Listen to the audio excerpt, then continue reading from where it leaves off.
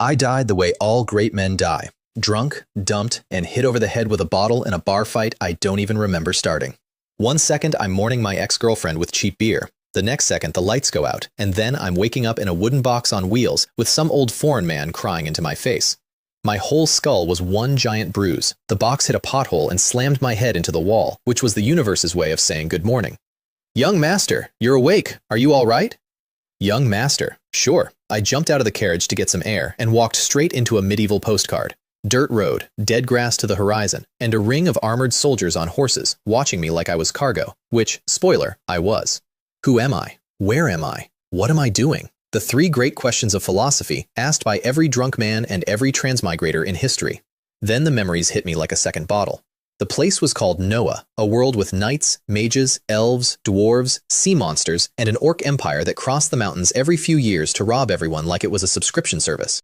The kingdom I'd landed in was called Alpha, and the body I'd landed in belonged to a 16-year-old named Kalen Vance. Same name as me. The universe has a filing system, apparently. Now, the original Kalen. Oh, this kid had a resume. Second son of a tiny baron family. His brother inherited the title, told him to join the army, and when Kalen said no thanks, his brother threw him out of the house. So Kalen went to the big commercial city to seek his fortune, and his fortune found him because Kalen was born gorgeous, genuinely, stupidly handsome. Handsome enough that the most famous beauty in the kingdom, the young Marquise Serafina of Tulip, looked at this broke country boy and said, "That one. I'll marry that one. Sounds like a jackpot, right?" Wrong. It was a chess move. Serafina was 21, unmarried, and every ambitious man in the kingdom was circling her title like sharks around a wounded seal. Marrying a nobody with no family power slammed the door on all of them at once. Kalen wasn't a husband, he was a padlock. And then, at his own wedding banquet, Kalen got blackout drunk and turned the ceremony into a public disaster.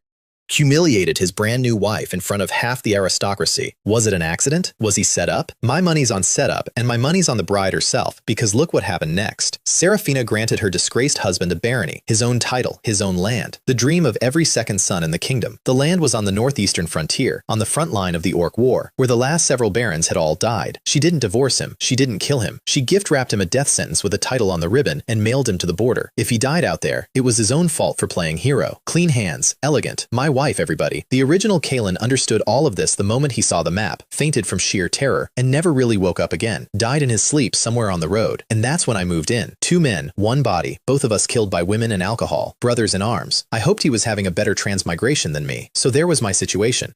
16. Gorgeous. Married to a woman I'd never met who wanted me conveniently dead, riding toward a territory where barons had the life expectancy of birthday candles. Could I run? Running meant abandoning the title, which meant Serafina would need me dead even faster. Could I go back? Going back meant explaining to my wife why I wasn't dead yet. Forward it was then. Honestly, my mindset adjusted fast. Was this harder than exams? Than working 9 to 9? Than housing prices? I set myself one small goal: survive. And then, because the universe pays its debts, the standard transmigrator welcome package finally arrived. A panel lit up in front of my eyes. Name, Kalen Vance. Flame breathing technique, 79 out of 100 to the next rank. And a line that made my heart do a backflip. Attribute points, 2. 1 free point every single day, spendable on any skill I had. No training, no talent, just time. As long as I stayed alive long enough, there was no ceiling I couldn't headbutt through eventually. And under that, a talent. Super precognition. Once a day, it would warn me of danger within a kilometer, and it could smell hostility aimed at me up close.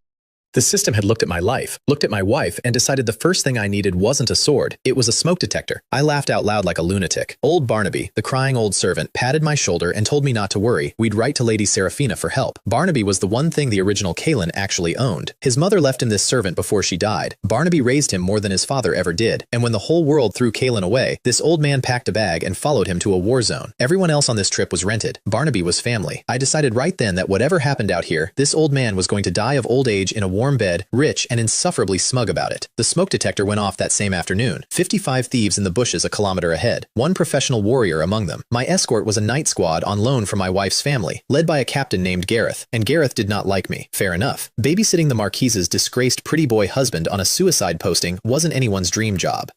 I couldn't exactly tell him a floating screen told me about the ambush, so I went with the classics. Captain Gareth, notice how quiet those bushes are? Not one bird. Gareth looked. Gareth frowned. Gareth apologized for his oversight and took 10 knights forward in formation. What followed was not a battle, it was a product demo. The bandit boss, a first-tier professional very proud of himself, charged out screaming and lost his head in the opening exchange. His deputy lost his nerve. 2 legs don't outrun 4. In minutes, there were 23 dead thieves, 27 prisoners, and a bunch of knights looking at me with new math happening behind their eyes. Then came the fun part, the interrogation. Because here's the thing that bothered me. Thieves see a professional night squad, thieves run. These ones charged. Why? Our boss was ordered to ambush you, the prisoners wailed. We didn't know there'd be knights. Someone told us it was mercenaries, all for show. There it was. Someone had moved my territory to a death zone, and the same someone had seeded the road with disposable idiots, hoping to shave down my escort so I'd die faster at the destination. I laid it out for the knights in plain words. Gentlemen, someone is trying to kill me, and you're in the blast radius. Nobody's coming to save us. 2 years. Stick with me, watch each other's backs, maybe we all go home alive. Silence. Then Gareth bowed, and it wasn't the rented kind of bow. Nothing bonds people like discovering you're on the same hit list. We sold the prisoners to a viscount on the way, because I was broke and corpses don't pay tolls, and 5 days later, we reached Grey Fortress, the last stop of civilization, a war fortress in the mountains, garrisoned by the 8th Battalion, and beyond it, my land. Stormwind, a little peninsula wedged between an orc mountain range and a sea full of things with tentacles. By royal policy, every new frontier baron picks up a starter kit at the fortress. Serfs, food, weapons, livestock. Mine was waiting for me in a camp that I smelled before I saw. The quartermaster, a nervous little man named Oren, presented it with a straight face. 1,000 serfs, all elderly, women and children, not one working-age man in the lot. Rusted swords, armor I wouldn't bury a dog in. 50 elite soldiers with the combined muscle mass of one large chicken. Gareth's forehead veins were doing push-ups. I just smiled. Oren was a glove. Somebody's hand was inside him, and I could guess whose because none of the fortress brass had bothered to greet an arriving baron. Lord Oren, wonderful. Just give me the full list to sign. I leaned in. You may have heard, I'm the newlywed husband of the Marquise of Tulip. Everything I own is technically hers. Every item here gets reported to her. So, signature, fingerprint, right at the bottom. The color left his face like water out of a bathtub. Sign a paper that the Tulip family could wave around later? He'd rather eat the paper. So I got merciful. Fine, no signature. Keep my things safe in your warehouse instead. I'm in no hurry to leave. Here's a gold coin for storage. Big smile. Walk away. That was the first time I swiped my wife's name like a credit card. No limit, no pin, and the terror on the cashier's face was free. The woman had exiled me to die. The absolute least she could do was cover expenses. That night, in a much nicer house across the fortress, the deputy commander of the 8th Battalion, a 5th-tier warrior named Torvin, smashed a table with his bare hand and called me a pretty boy. I'd never met the man. He'd sabotaged my supplies on orders from whoever wanted me dead, and now his little quartermaster was babbling about signatures and marquises. Was the pretty boy stupid and cowardly? Or was he something else? He decided to wait and see. Wrong call, Torvin. You should have run. Meanwhile, the pretty boy was doing math. 15 days of attribute points, and I could hit 101 in flame breathing and break through to a full formal knight. Normally that jump needs life source liquid, a potion so precious that commoners bleed for decades to earn one dose. I just needed to loiter. So I rented a courtyard, told Gareth we weren't leaving until the fortress coughed up proper supplies, and turned procrastination into a tactical doctrine. Loitering meant shopping. The slave market was a mud and feces nightmare in the western corner of the fortress, and I went in with a handkerchief over my nose and a plan in my head. New territory needs builders, not soldiers. Blacksmiths, masons, carpenters. A weasel-faced trader named Flim sold me the lot, and when he heard which territory I was taking them to, this magnanimous man threw in a tailor, a cook, and a barber for free, plus their families. I was touched. The families turned out to be 2 wives and 2 starving kids, and everyone else was conveniently a bachelor. Flim, you generous snake. I memorized his name for later and paid anyway. Then I wandered into the exotic section, and my heart stopped twice in 1 minute. First stop. Behind the bars sat a white wolf demi-human girl. Blue eyes, pointed ears, tail. I'm a man who survived the modern internet. I thought I was immune to pretty. I was not immune. I was already asking the price when my panel screamed at me. 4th tier great warrior, extremely dangerous. The price tag said 1,000 gold. The girl behind those blue eyes could kill everyone in this market before lunch. There were exactly 4 people that strong in the entire fortress, and one of them was sitting in a cage playing merchandise, radiating murder specifically at anyone who tried to buy her. That's not a slave. That's a landmine with ears. Can't afford it, I said, and left at a speed just under jogging. An infiltrator. Had to be. A 4th-tier orc agent smuggled inside the walls, waiting for a signal, and the fortress's magic detectors somehow blind to her. Which meant Grey Fortress, the one wall between my future home and the Orc Mountains, was scheduled for demolition. Terrific. My survival plan had a dependency, and the dependency had a bomb in it. I couldn't report it to Torvin's people, obviously, so I did my homework, found out the fortress commander, Captain Magnus, came from a duke family with no dog in the southern feuds, and knocked on his door. Magnus received me with the enthusiasm of a man expecting a supply complaint. I told him there was a 4th-tier orc mole in his slave market. He jumped out of his chair. Impossible. The gates have detection arrays. Everyone registers. Then he went and looked for himself, quietly, the way I suggested, and came back an hour later the color of old cheese and bowed to me. How did you find her, Baron? Magic detection equipment from the Tulip family, I said, swiping the credit card again. Magnus nodded slowly. Of course. Of course the Marquise equipped her husband. Of course she'd sent a capable man out here disguised as a disgraced idiot. I could see the fanfiction writing itself behind his eyes, and I did not correct one word of it. And then, since we were friends now, I solved this problem. He couldn't kill the mole quietly, and if it went loud, Torvin would report his negligence to the capital. So, flip the script. Announce you let her in on purpose, a trap for the orcs outside, and send Torvin with 3 squadrons on an urgent mission to sweep the wilderness for orc tracks, so that when the attack comes, the failure to cut off the enemy retreat lands on his desk. Magnus listened to me reroute the blame like a plumber rerouting sewage, and his eyes got brighter with every sentence. It seems the rumors about you are wrong, Brother Kalen. Brother already. And a promise, once Torvin ate dirt, to personally repack my supply kit. I walked out of that mansion with an alliance, a pending delivery, and the warm glow of a man who just made his first friend on the frontier by selling him a conspiracy. The attack warning came at midnight 10 days later. 2 Knoll battalions, 2,000 hyena men hitting the fortress at midnight in 3 days, with the wolf girl opening the gates from inside. I fed the intel to Magnus in the morning, wrapped in Tulip brand mystery. Torvin got his marching orders at the War Council, screamed about disrupted military order, and rode out of the gates with 3 squadrons to search for orcs in the exact wrong direction. I watched from the wall. It's rare that revenge is scheduled before the crime even happens, but I'm a planner.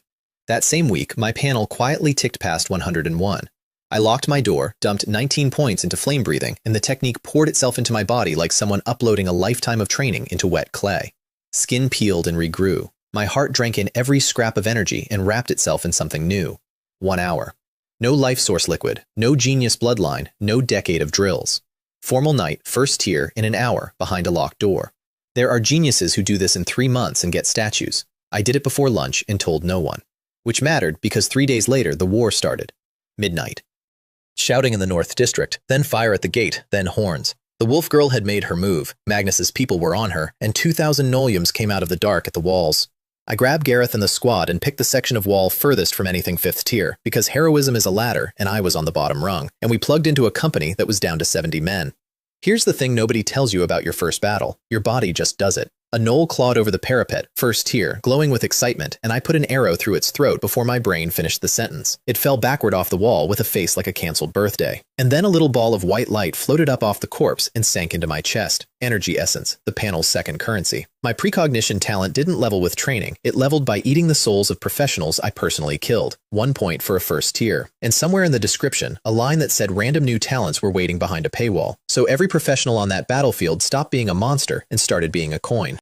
The rest of the night was a blur of arrows, stone volleys from knoll slings, and me learning war math in real time. A second-tier knoll broke toward me. Gareth body-checked it. I put an arrow in its eye when it flinched. 10 points. The company commander, a scarred second-tier named Valerius, split a knoll officer in half with a glowing cross-shaped slash and screamed at his men to hold, and hold they did. When a third-tier knoll finally made the wall and I pin-cushioned it with 6 useless arrows, Valerius calmly shouldered a magic crossbow and deleted it in 1 blue explosion. Noted. Buy one of those. By dawn, the knolls were a carpet of corpses under the wall. The cavalry had shredded their retreat. The fortress had lost 51 men against 865 dead knolls, and I had killed 2 professionals and change. The soldiers cheered. I leaned over the parapet, looked at the smell, and threw up everything I'd eaten since arriving in this world. Nobody laughed. Turns out I'd done my rookie vomiting after the fight, which by veteran standards is a luxury model. Valerius came over to compliment the mystery archer, discovered the mystery archer was the doomed pretty boy Baron of Stormwind, and got very formal very fast. I slept like a corpse, and in the morning, banging on my door came the bill collector. Except this time, for once in either of my 2 lives, the money was flowing in my direction. The bill collector was Magnus, personally, at dawn, grinning like a man who'd slept on a pile of medals. The fortress had killed almost 900 gnolls for the price of 51 men. Biggest win in years, careers made all around, and the ledger said my little squad had earned 1 8th class merit and 6.5 9th class merits of it. Now, merits. Let me explain merits, because merits are the entire operating system of this kingdom. Alpha doesn't run on bloodlines, it runs on heads. Kill 20 soldiers, that's a 9th class merit. Kill a professional, the class goes up with the tier. Stack enough merit and a pig farmer's son becomes a baron becomes a count, and nobody can say a word, because the counting is done by incorruptible military judges who get executed if they fudge a single head. It's the most honest thing in this whole feudal machine. The entire aristocracy is one giant scoreboard, and everyone from dukes to ditch diggers is grinding it. Which is why what I did next made everyone's jaw hit the floor. I gave my merits away. Gareth's kills went on Gareth's record. The squad's kills went on the squad's. Everything they earned in year 1 was theirs, I announced, and 12 rented knights stared at me like I'd started handing out organs. Not charity, payroll. These men were on loan for 2 years, and I needed them fighting like the land was theirs. Loyalty you buy with other people's merit is still loyalty, and it's tax deductible. For myself, I traded my 8th class merit for a vial of life source liquid. Yes, the priceless night-making potion. Yes, the one I no longer needed, having already broken through behind a locked door like a man cheating on a diet. That vial went into my pocket as a loan for the next apprentice knight in line. My 3 9th class merits became a magic crossbow with explosive bolts, because I'd watched Valerius delete a 3rd tier gnoll with 1 trigger pull, and I wanted that in my life. And Magnus, radiating brotherhood, slid me 500 gold as a thank you for the tactical consulting. I took 300 of it and split it among the knights on the spot. Gold coins hit palms, eyes went wide, and 12 men who 2 weeks ago resented babysitting me quietly refiled me from cargo to boss. And then, alone in my room, I opened the panel and looked at the 13 energy essence points I'd eaten off the battlefield, and pressed the button labeled Random Awakening. Ultimate Speed. Everything about me, attack, movement, reflexes, doubled. Permanently. A first-tier knight is maybe 35% faster than a normal man. Tier to tier, the gains crawl up in percentages, and I just flat doubled the whole stat sheet for the price of 1 knight's archery. On paper, I was a first-tier rookie.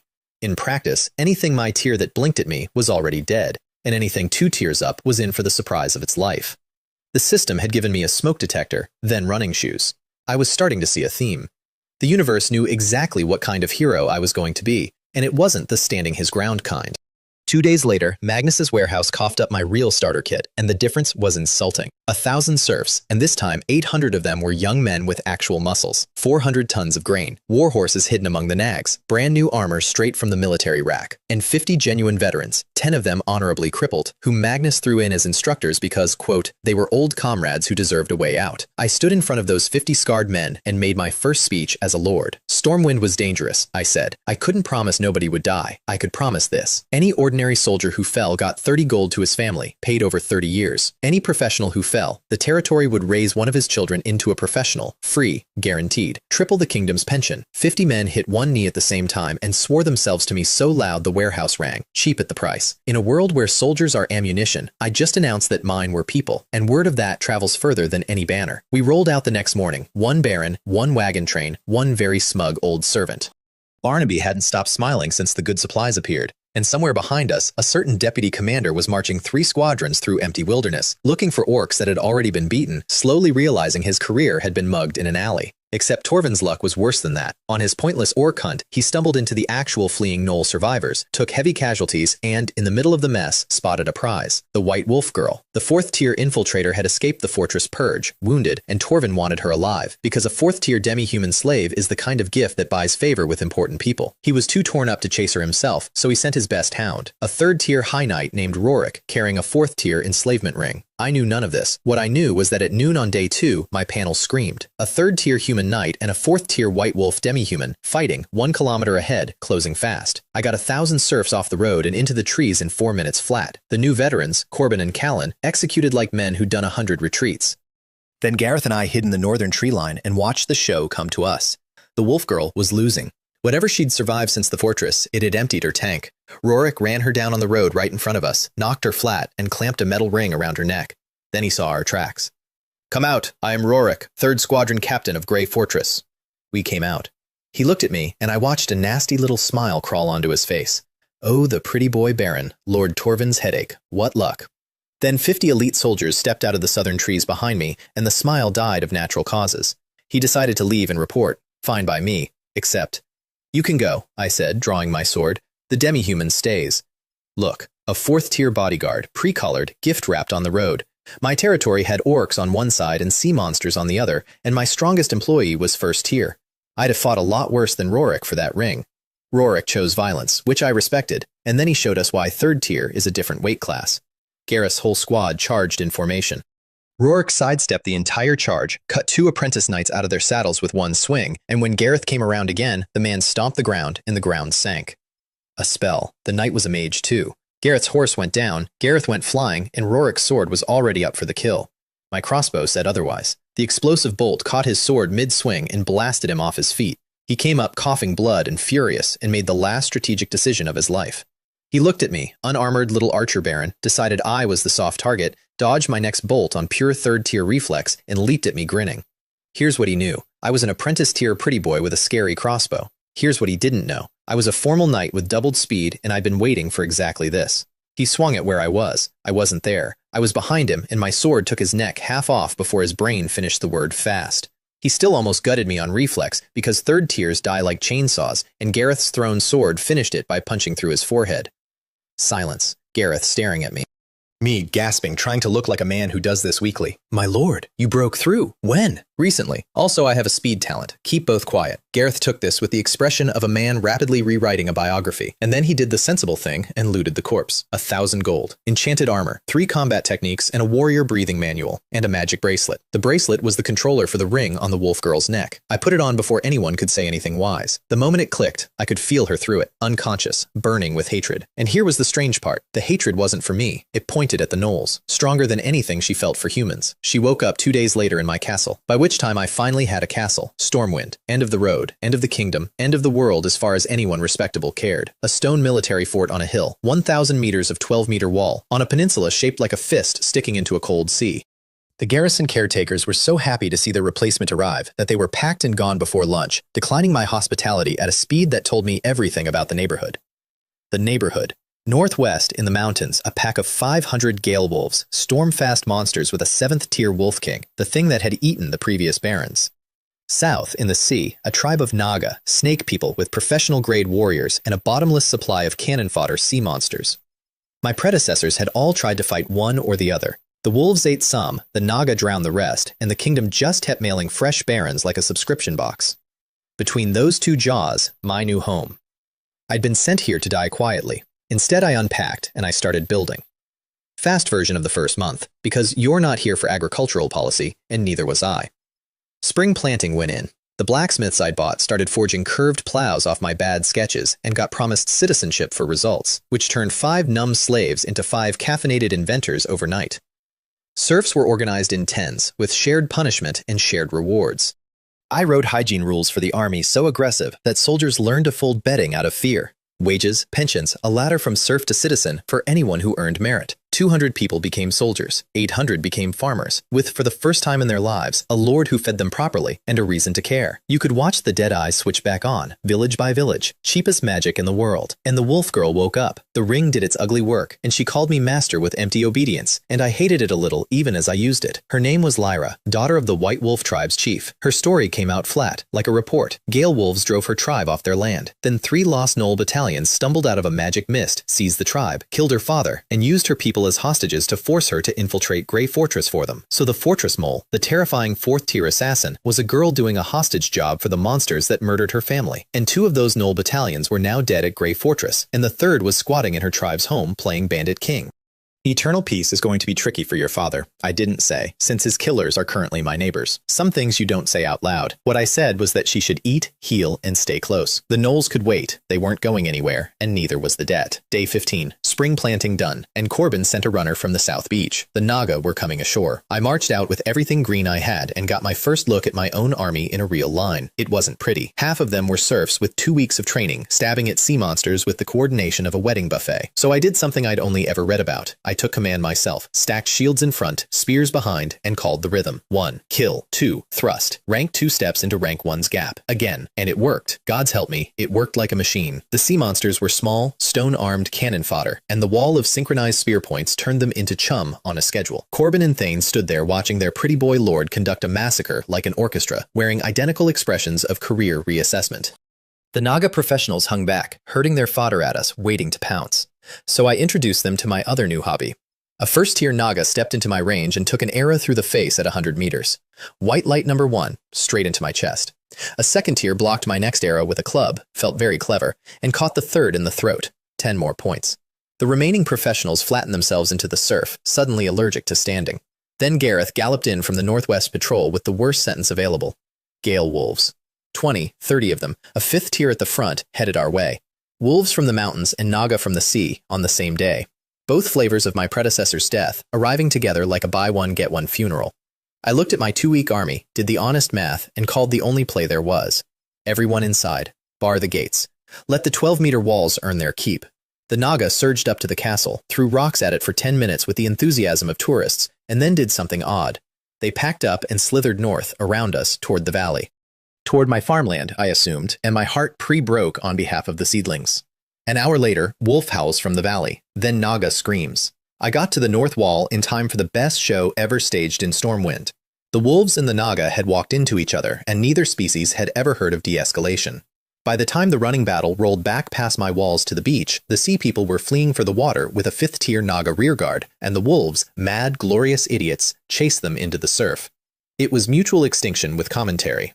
I lay on a hilltop a kilometer off with Gareth and Thane, passing the one spyglass, watching monsters spend themselves killing each other over which of them got to ruin me. The wolves won, sort of. 5 left standing out of 30, the beach carpeted with 500 sea monster corpses and drowned professionals. Then a trident flew out of the sea and pinned a 3rd-tier wolf to the sand, and a Naga the size of a small building rose out of the surf. 6th tier. My spyglass hands started sweating, and my panel, which had been quiet all day, chose that exact moment to have a personal emergency. Danger. Extreme danger. A wounded 8th-tier black-white giant bear, 1 kilometer east, heading this way.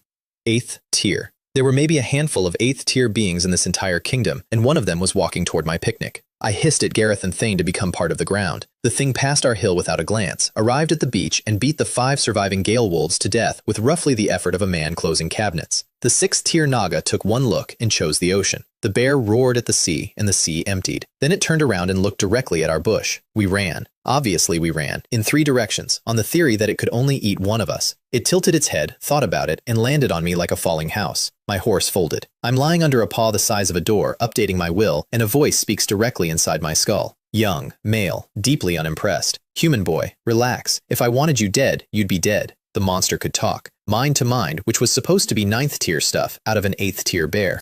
And when I finally got a look at what had me pinned, the last of my terror short-circuited into something dangerously close to laughter. Black and white fur, round ears, enormous dark circles around its eyes, like it hadn't slept since the ancient wars. It was a panda. A 5-meter, 8th-tier telepathic giant panda, and it had come to offer me a job. The terms, delivered while sitting on my former horse, were as follows. 1. Get it liquor, the more the better. 2. Get it fire attribute monster cores of the 6th rank and up, for healing its injuries. 3. Spy on the Gale Wolf King, who was apparently its mortal enemy. In exchange, it would generously not kill me. I want the record to show that I negotiated. I explained that I was a 1st-tier lord with no money, that 6th-tier cores cost more than my entire territory, and that sending humans to spy on a Wolf King was a creative form of cremation. The bear looked at me and summarized my position in 3 words. Useless, poor, worthless. Accurate. But then I said the magic sentence. I said I could brew it the strongest, best liquor in the world, and the entire monster changed shape. Not literally, that came later. Its whole personality sat up.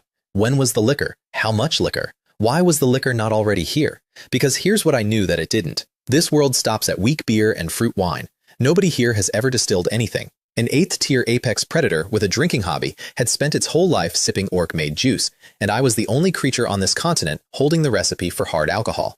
That night, in my kitchen, with Barnaby holding bamboo tubes and asking 0 questions like the professional he is, I boiled a barrel of the previous baron's cheapest wine through a homemade still and produced something in the range of 50% alcohol. It smelled like victory and paint thinner. I carried 2 jars to the courtyard where the bear was sleeping, and the moment the seal cracked, it sat up like a mousetrap. It drank 5 pounds of hard liquor in 3 swallows. There was a pause, the kind of pause a planet makes before sunrise.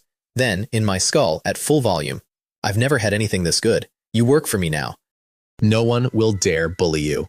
And that is the true story of how Stormwind, Graveyard of Barons, acquired an 8th-tier guardian deity for the price of 1 barrel of bad wine and a chemistry lesson. The bear introduced itself as Storm Panda. Call it Panda. It hated being called Brother Bear, it hated the local bears, and it was, I would slowly learn, the greediest, laziest, most shameless freeloader on the entire continent. It was also about to make me rich because pandas don't eat corpses. Because the next morning, Gareth finished counting what the beach war had left behind. 28 Gale Wolf corpses, 36 Naga professionals, 12 professional sea monsters, hides, bones, scales, and above all, magic cores, the little jewels in a monster's skull that mages pay fortunes for. Gareth read the total price out loud to the officers, and the room forgot how to breathe. 15,100 gold. Yesterday, I was a lord with 700 coins and a death sentence. Today, a millionaire, on salvage rights, because 2 monster armies had annihilated each other on my lawn while a drunk panda cleaned up the survivors. I sat there doing the accounting with my ears ringing. The universe had spent a month trying to kill me. Then it got one drink in and started tipping. Rich people have rich people problems. Mine was that 15,000 gold is only useful if you spend it. Spending it meant a shopping run to Grey Fortress. And Grey Fortress still contained one sabotaged, humiliated, freshly demoted deputy commander with my name carved into his grudge list. I went anyway. Hid Lyra and half the troops in the woods outside the fortress because a baron strolling in with a 4th-tier demi-human slave raises questions, and sold the whole monster harvest to Magnus in one lot. He stared at my sample case of Gale Wolf cores like I'd opened a suitcase of planets. Brother Kalen, did you wipe out the wolves and the Naga? Found them like that, I said, which was even true. He didn't believe me. Nobody ever believes me, and it never matters. That's the beautiful thing about being the Marquise's mystery husband. Every impossible thing I do gets quietly filed under Tulip family secrets, and the fanfiction does my alibi work for me. Torvin, meanwhile, had eyes on the gates, and his eyes reported that the pretty boy was back and shopping with a nobleman's budget. Whatever leash the man had been holding on to snapped. His personal guard captain rode out of the fortress that evening, east into the mountains. Clear-tailed him far enough to watch the direction and came back with the obvious. The deep hills, bandit country. Torvin was hiring. 200 thieves, as it turned out, plus a masked professional to mind them.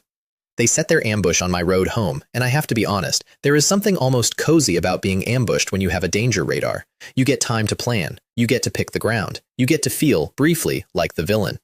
Gareth's half of the column walked in as bait and formed a shield wall. The thieves charged. Then Lyra came out of the trees on their flank like a weather event. I'd never actually seen her fight before. 4th tier, unleashed, on a field of 1st and 2nd tier road trash. She reached their 3rd tier boss in about 4 steps, and her first swing sent him flying with his sword arm bent wrong.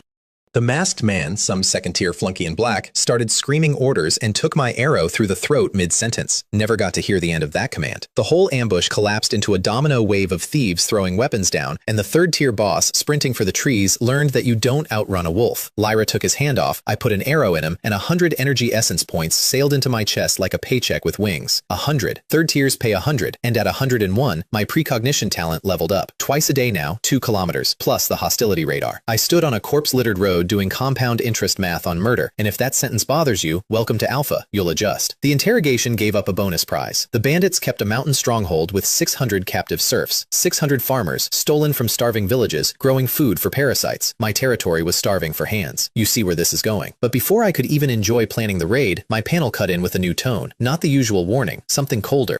A 3rd-tier high knight on the mountaintop 2 kilometers north. An archer, extremely dangerous. 2 kilometers, assassination range. Gareth went pale when I described it and gave the threat a name. The Divine Eye Society. A guild of archer assassins with a secret eye technique that lets them see and kill from absurd distances. So feared that 50 years ago, after they interfered in royal succession, the crown's 9th-tier ancestors began exterminating them like termites, and being their customer carries the death penalty. And Torben, that beautiful, desperate idiot, had hired one. For me. You can't outrun an eye that sees 2 kilometers. So we did the opposite. We walked calmly into the forest, where Longsight dies among the trees, and we set a welcome party. The assassin followed. Of course he followed. His eyes had told him the target was a 1st-tier nobody, and his eyes had never lied to him before. Gareth ambushed him at 10 paces with the magic crossbow. The man blocked an explosive bolt with a short sword, at point blank, which told us exactly what weight class we'd invited in. Then Lyra hit him from the side, and the two of them went into a blur. She was winning.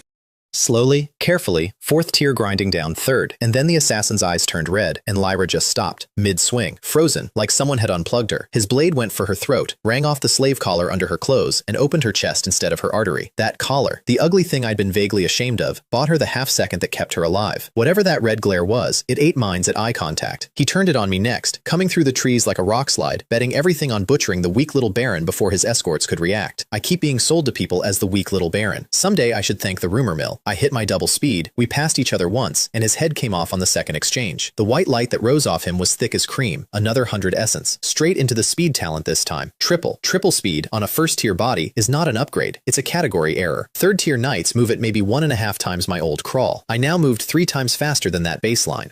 I was a rounding error with a sword, and the only creatures on this frontier who could catch me now were the ones I'd be stupid enough to stand still for. We searched the body and found out what assassination pays these days, 3,000 gold. A full set of 3rd-tier enchanted gear, a 3rd-tier archery manual called Wind Chasing Archery, which I started learning that same week, and a potion recipe, Dire Wolf Fire Potion, a night cultivation accelerant. The corpse itself we sank in the river, unreported. Gareth wanted the merit, and the merit was real, but claiming it meant announcing to the world's scariest guild that Stormwind kills their people. Some trophies you mount on the wall, some you tie to a rock. Then we hit the bandit stronghold, freed the 600 serfs, and I got my first good look at what banditry on this frontier actually was. Not raiders, refugees with knives, serfs who ran from taxes they couldn't pay, farming hidden valleys, paying protection to whichever thug had a tier, land everywhere, and not 1 inch of it for the poor. I took them all home. Population is power, and mercy, conveniently, was the cheapest recruiting tool on the market.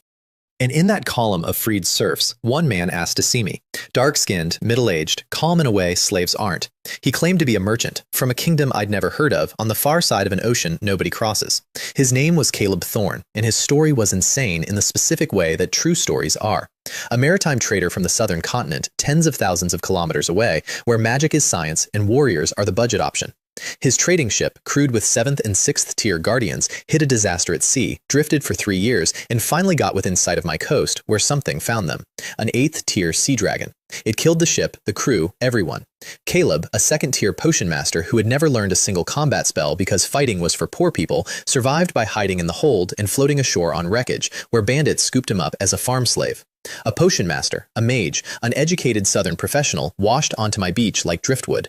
I signed him to a 10-year contract, promised him a fortune, or a ride home, and put the first crack in my biggest wall. Because Caleb owned something I'd assumed I could never touch, a meditation technique, the key to the mage class. He warned me not to bother. Knights shouldn't split their training. Magic needs talent, mental strength, elemental affinity, decades. I nodded along, thinking, my friend, I have a cheat panel and a daily allowance. Your rules are for people who train. He built a little testing array in the yard. I stepped in, gritted my teeth through 10 minutes of my brain being squeezed like a stress ball, and came out certified. Mental strength, passed. Fire affinity, confirmed. The panel would handle the rest, and Caleb kept paying dividends. Because a week later, Barnaby shuffled in with a problem so mundane it changed everything. We were running out of salt. The kingdom's salt comes from mines. My province has no mines. Salt here costs real money, and I was now feeding thousands of mouths, and Barnaby wanted budget approval. I stared at him. I stared out the window, at the enormous, infinite, salt-flavored ocean. Nobody here knew you could get salt from the sea.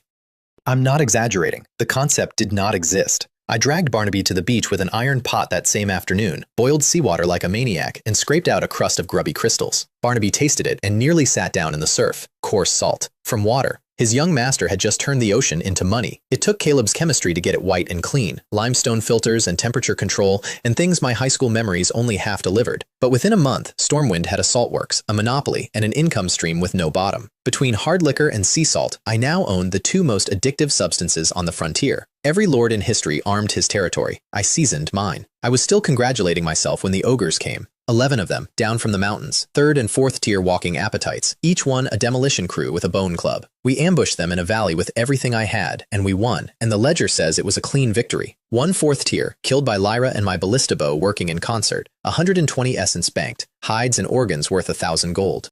The ledger doesn't say that a bone club turns a shield man into spray.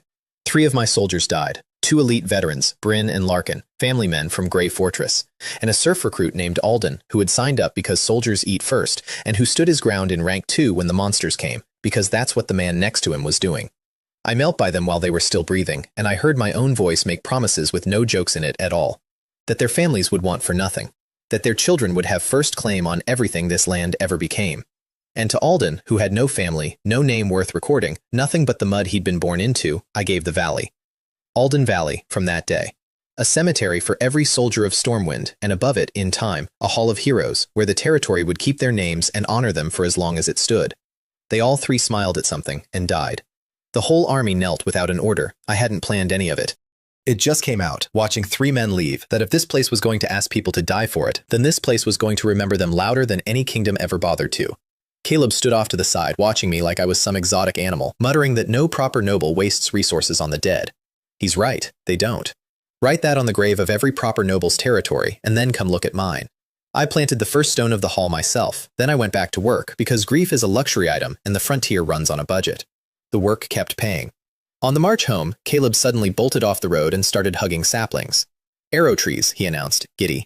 A whole grove of 2nd-tier magical material, the stuff enchanted arrows are made from, growing wild 2 kilometers from my castle because nobody local knew what it was. 862 trees, renewable, 2,000 gold a year, free forever. I posted guards on a forest. My economy now included a money orchard. The essence kept paying too.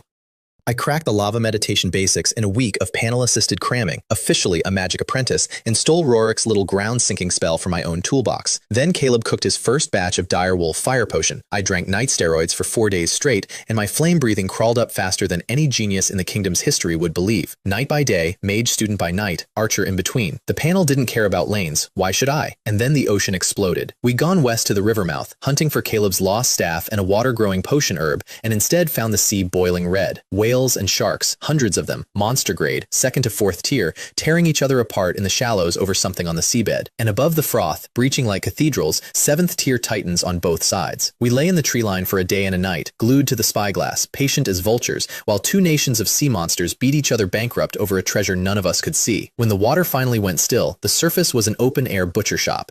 50 tons of monster whale and shark meat for my smokehouses, monster hides for 100 suits of armor.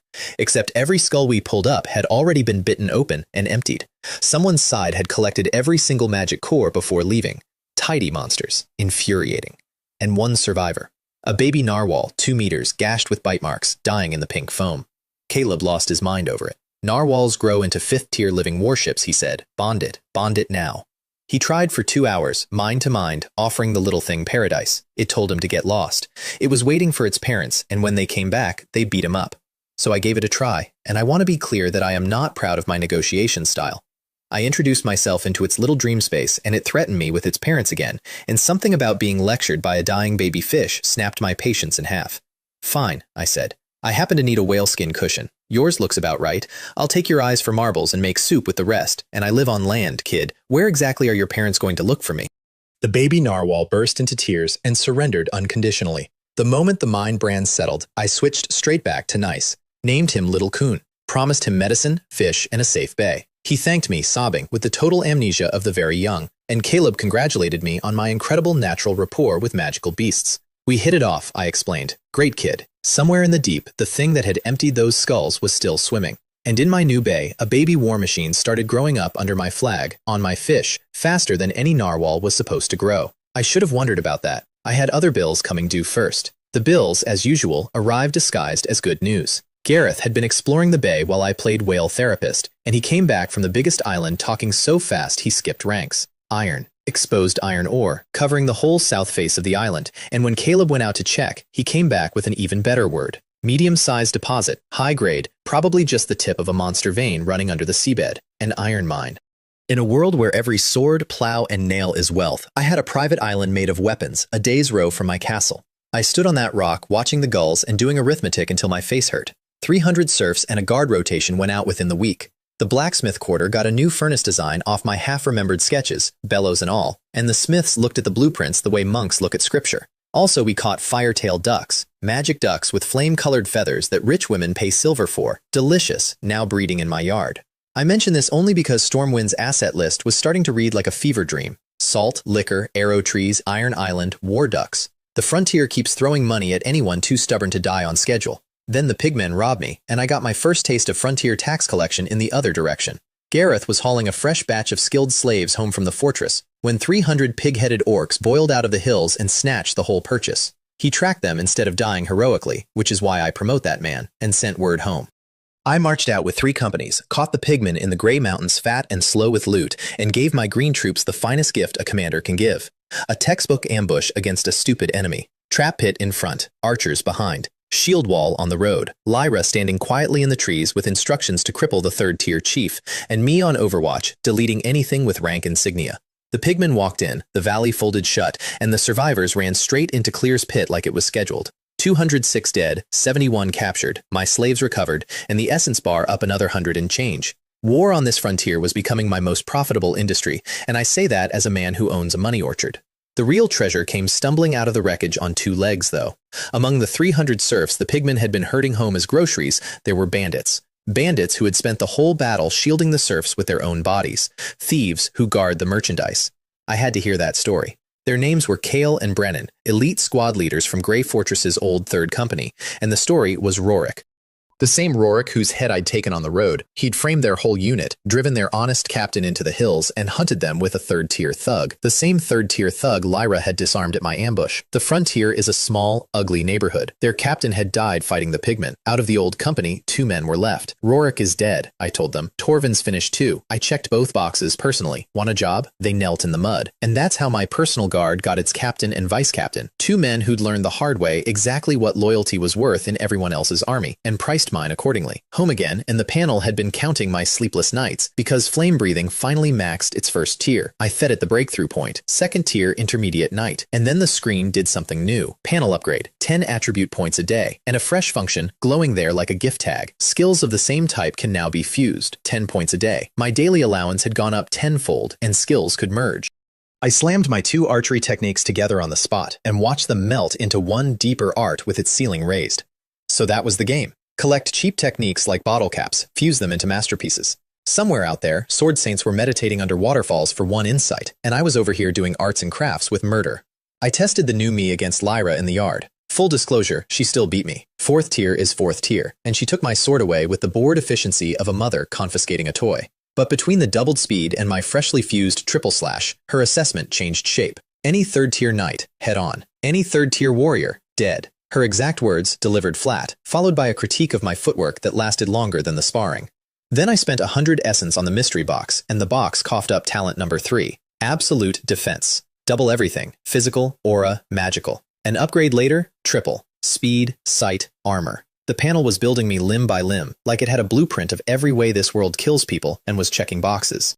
I got to field test the armor sooner than planned because a 3rd tier Crimson Flame Boar wandered down from the North Woods and killed 2 of my spearmen at the Arrow Tree Grove. A monster that spits fire, wears natural stone armor, and weighs more than a cart. I went out personally with Lyra, and here's the thing I learned about her on the way. Back in her tribe, she'd slaughtered pigs for the harvest festival. This boar was, to her, professionally speaking, a large pig. She dodged its fireballs without moving her expression, blinded its left eye on a backswing, and when I finally put my sword through its skull, she apologized for not finishing it faster. My beautiful, terrifying pig butcher. I had Caleb dig out its dual-element core and did not tell the beast-eared girl how the phrase academic appreciation was doing a lot of work in my head that afternoon. On the ride home, I caught some of my soldiers eating weeds by the road and nearly had a lord moment about army discipline until one serf, trembling, explained that the weeds were sweet. I bit one, sweeter than sugarcane, wild sugar beets growing like trash along my roads in a world where sugar is a luxury for dukes.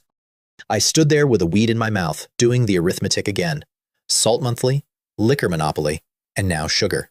At some point, this stops being luck. At some point, the truth is just that this world never had anyone bother to look down. The pigmen interrupted my agricultural revelations because pigmen hold grudges. 600 of them this time, the whole tribe's army, marching on Stormwind for revenge with a 4th tier chieftain and a 4th tier vanguard leader. My scouts gave me half a day's warning. I gave them a city. The first day they besieged us, and my walls did what walls do. My new archers dropped them by dozens. I picked off a 3rd tier through the eye at range, watched the chieftain rage, and made sure they saw just enough weakness to stay committed. They camped for the night 2 kilometers out, confident, planning tomorrow's assault, unaware that they'd already had their last tomorrow. Because at 3 in the morning, everything I owned hit that camp from 3 directions at once. Night squads west, infantry southwest, and my guard and spears from the north, right across their escape route. Lyra found the 4th tier vanguard captain in the chaos and opened him up. I walked through the burning camp to the chieftain's tent, put an arrow into his face from close enough to smell his breakfast, and the white light that came off him was so bright the soldiers around me flinched. 1,000 essence. 4th tiers pay 1,000. My precognition talent leaped to advance that same night. 5 warnings a day, 5 kilometers, and a hostility radar that covered my entire city. Any assassin who so much as thought rude thoughts inside my walls would light up like a signal flare. Sleep quality improved. We chased the routed pigmen at dawn, and Gareth, who had learned my rhythms disturbingly well, tracked the survivors all the way back to their home valley in the barren mountains and cased it through a spyglass. The tribe was cracked open and undefended. 1 elderly 4th tier left, a few hundred fighters, and behind them 1,000 pigmen elders, sows, and piglets. We took the whole thing in an afternoon. And before you judge the piglet economics, understand that on this frontier, orc captives are currency, and I had just liberated the region's largest bank. 880 captives for the slave markets and mines, 400 tons of looted grain, and merit on top. Even the valley itself was a prize, a natural fortress commanding the main road out of the mountains, and I marked it in my head for later. Everything on this frontier was becoming for later. I was starting to run out of map. The trip home is where the map pushed back. Caleb found monster horse droppings by the road, fresh, and lost his composure for the second time that month. A herd of flame horses, low-tier fire monsters that happened to be the finest war mounts money can buy. We tracked them for 3 days, drugged a meadow with Caleb's sleeping brew, and lassoed ourselves 15 future cavalry mounts, including a second-tier herd king that Lyra wrestled down personally, because of course she did. And on the ride home, flush with horses and self-satisfaction, my radar pinged. 10 humans tracking us. A 4th-tier Grand Knight, a 3rd-tier mage, armed, organized, and radiating intent. Humans. In the deep, barren mountains, where humans don't go, shadowing my column with a kill team's discipline. I set the ambush on a tree line and took the mage first because you always take the mage first. 1 arrow through the head at 200 meters before he ever knew the fight had started. His name, screamed by his own bodyguard, was Lord Kinsler. Lord. Nobility. The rest tried to run, then tried to fight, and did neither well. Lyra ambushed the Grand Knight so hard he bounced off a tree, and when their last 3rd-tier warrior fled into the woods, I ran him down alone, patient, and asked him questions in the dark. The answers made my stomach drop 1 province lower. These weren't bandits. They were the Lancey family, a Viscount house, the maternal relatives of the first prince of the entire Alpha Kingdom. And they hadn't come for me at all. They'd been hunting something else in the mountains, on the prince's shopping list, and stumbling over my column was pure bad luck. Theirs, to be precise. I burned the bodies, looted the earth magic off the dead mage, and found, strapped to a fallen pack horse, a large leather sack that squirmed. I cut it open with more caution than I've ever cut anything, and a girl spilled out. Pointed ears. Brown hair with light running through it. Wrong, like sun through honey. A half-elf, unconscious, bound in magic shackles, packaged for delivery. In a kingdom where elves are legend and half-elves are the kind of trophy princes send private armies to fetch. I looked at her. I looked at the mountains where a prince's kill team had just quietly ceased to exist by my hand. I looked at my life, which had started this year as a simple exile and die arrangement, and now included a talking panda, a whale son, and a kidnapped fairy tale creature I was somehow responsible for. Lyra, I said, you carry her. Some men rescue princesses on purpose. I stole one by accident from the crown prince, along with his horses. Filed under, problems for future Kaelin. Future Kaelin's queue was getting genuinely concerning. The stolen princess woke up in my guest room and cried for an hour straight. I tried the gentle approach. I explained I'd rescued her, that the bad men were compost now, that nobody here would hurt her. She cried harder. Lyra, standing guard, offered her professional opinion that the girl had, technically, just woken up in my bed, which did not help my case, and I want it noted that it was a guest bed, and Lyra knew it. Then the girl's stomach growled like a small avalanche, and I discovered the actual key to her soul. Her name was Alara, 36 years old, which in half-elf years meant she'd been an adult for about a week. A second-tier life mage, which made my ears stand up because life mages are the rarest, most hoarded support class in existence, walking field hospitals that entire armies are built around. She could heal, she could bless, and, she added shyly, she could brew Spring of Life, the recovery water that makes cultivation potions look like pond water. She confessed all this between bites. I'd ordered up bread, salted duck eggs, half a roast firetail duck, and milk, and this delicate fairy tale creature inhaled the entire tray in 15 minutes. Then she looked at me with big eyes that asked, in the universal language, whether there was more. There was more. There were 3 more servings. My kitchen logged it like a natural disaster, so I hired her. 10 gold a year, unlimited food, a magic contract with exactly 2 conditions from her side. 1, the pay had to include enough meals or she'd go on strike. 2, and I quote the negotiating table, the job didn't include sleeping with anyone. She slept alone. I agreed to both with a straight face, and that's how Stormwind acquired its first resident healer, a bottomless stomach with a heart of gold, on retainer for less than I spent on duck feed. She took over my sugar operation within the month, mostly so she could guard the product from other people, by which I mean eat it. I once caught her and old Walker the coachman smuggling an entire cart of brown sugar out the back gate of the warehouse like 2 extremely bad thieves. I confiscated the cart, promoted Walker to warehouse guard on the theory that no one guards sugar like an addict, and docked Alara nothing at all, because she stood in front of the old man and tried to take all the blame herself. Chin up, terrified, loyal to the bone. You can't buy staff like that. You can only feed them. Meanwhile, in the workshop, I was committing my finest crime against this world's military balance yet. It started with a thought about walls. My city could hold off raiders, but the orcs came in thousands, and magic ballistas cost merit I didn't have. What I had was a high school memory of a diagram, the counterweight trebuchet, the machine that ended the age of castles back home, built from nothing but timber, rope, and leverage. No magic, no enchantment, just physics, in a world where physics had never been asked to try. The carpenters built my sketch in 6 days, mostly to humor me. We wheeled it out, loaded a 50-pound stone, and I gave the order with everyone watching politely. The stone went 100 meters and cratered. The silence afterward was the best sound I've heard in 2 lives. Then the carpenters started screaming, and I started upgrading. Bigger frames, winches, pulleys, range tables, because in a world without artillery, nobody had ever needed a range table before. Within weeks, my walls carried machines that threw 100-pound boulders 300 meters with repeatable accuracy, crewed by farmhands. I named them storm trebuchets, stationed the biggest ones behind the walls where nobody could see what fed them, and swore every crewman to contract secrecy. Understand what this was. Every fortress in this world budgets its defense in enchanted bolts and mage salaries. Mine now ran on rocks. Free, infinite, insulting rocks. The orcs beta tested it that autumn. 2 full battalions this time, Noel's cousins from deeper in the mountains, a goblin horde and a pigman horde arriving together like a scheduling error, 2,000 strong under 2 fifth-tier chieftains. The goblin chief, Gosha, and the pigman chief, Moke, stood on a hill dividing my property between them before the first arrow flew. Whoever breaches a wall first gets the bigger cut. Gentlemen's rules. The goblins rushed my south wall in waves, and I let the first wave in close, nice and confident. Then Corbin gave the order, and the sky acquired rocks. I have watched a lot of violence this year. Nothing prepared me for what massed trebuchet fire does to an infantry charge. 20-pound stones going through ranks like bowling. 100-pounders erasing squads into red mist and rolling on to erase more. The goblin charge didn't break, it dissolved, and the survivors' morale followed. Their 4th-tier captain, sprinting through the barrage, screaming orders, met my enchanted arrow coming the other way. Both chieftains called the retreat before noon, having lost a fifth of everything they'd brought, and my walls had spent, in total, gravel. That night, the 2 chieftains decided they were being clever. My precognition disagreed. It handed me the whole plan at dusk. Midnight infiltration, both 5th tiers personally climbing the quiet north wall while their armies made noise at the gates. So we papered the fields with oil-soaked hay, hid the magic ballista battery under tarps on the north wall, and went to bed early. At midnight, the fields bloomed into firelight, the armies charged into a bright orange killing ground, and 2 fifth-tier chieftains dropped over my north parapet into a semicircle of loaded ballistas. Gosha the goblin died there, pin-cushioned, screaming for Moke to save him. Moke the pigman, and I genuinely admire this, had already left. He abandoned his ally mid-sentence, fled the field, ambushed the retreating goblin survivors on his own way home to loot them, and marched off into the mountains, having converted the whole catastrophe into personal profit.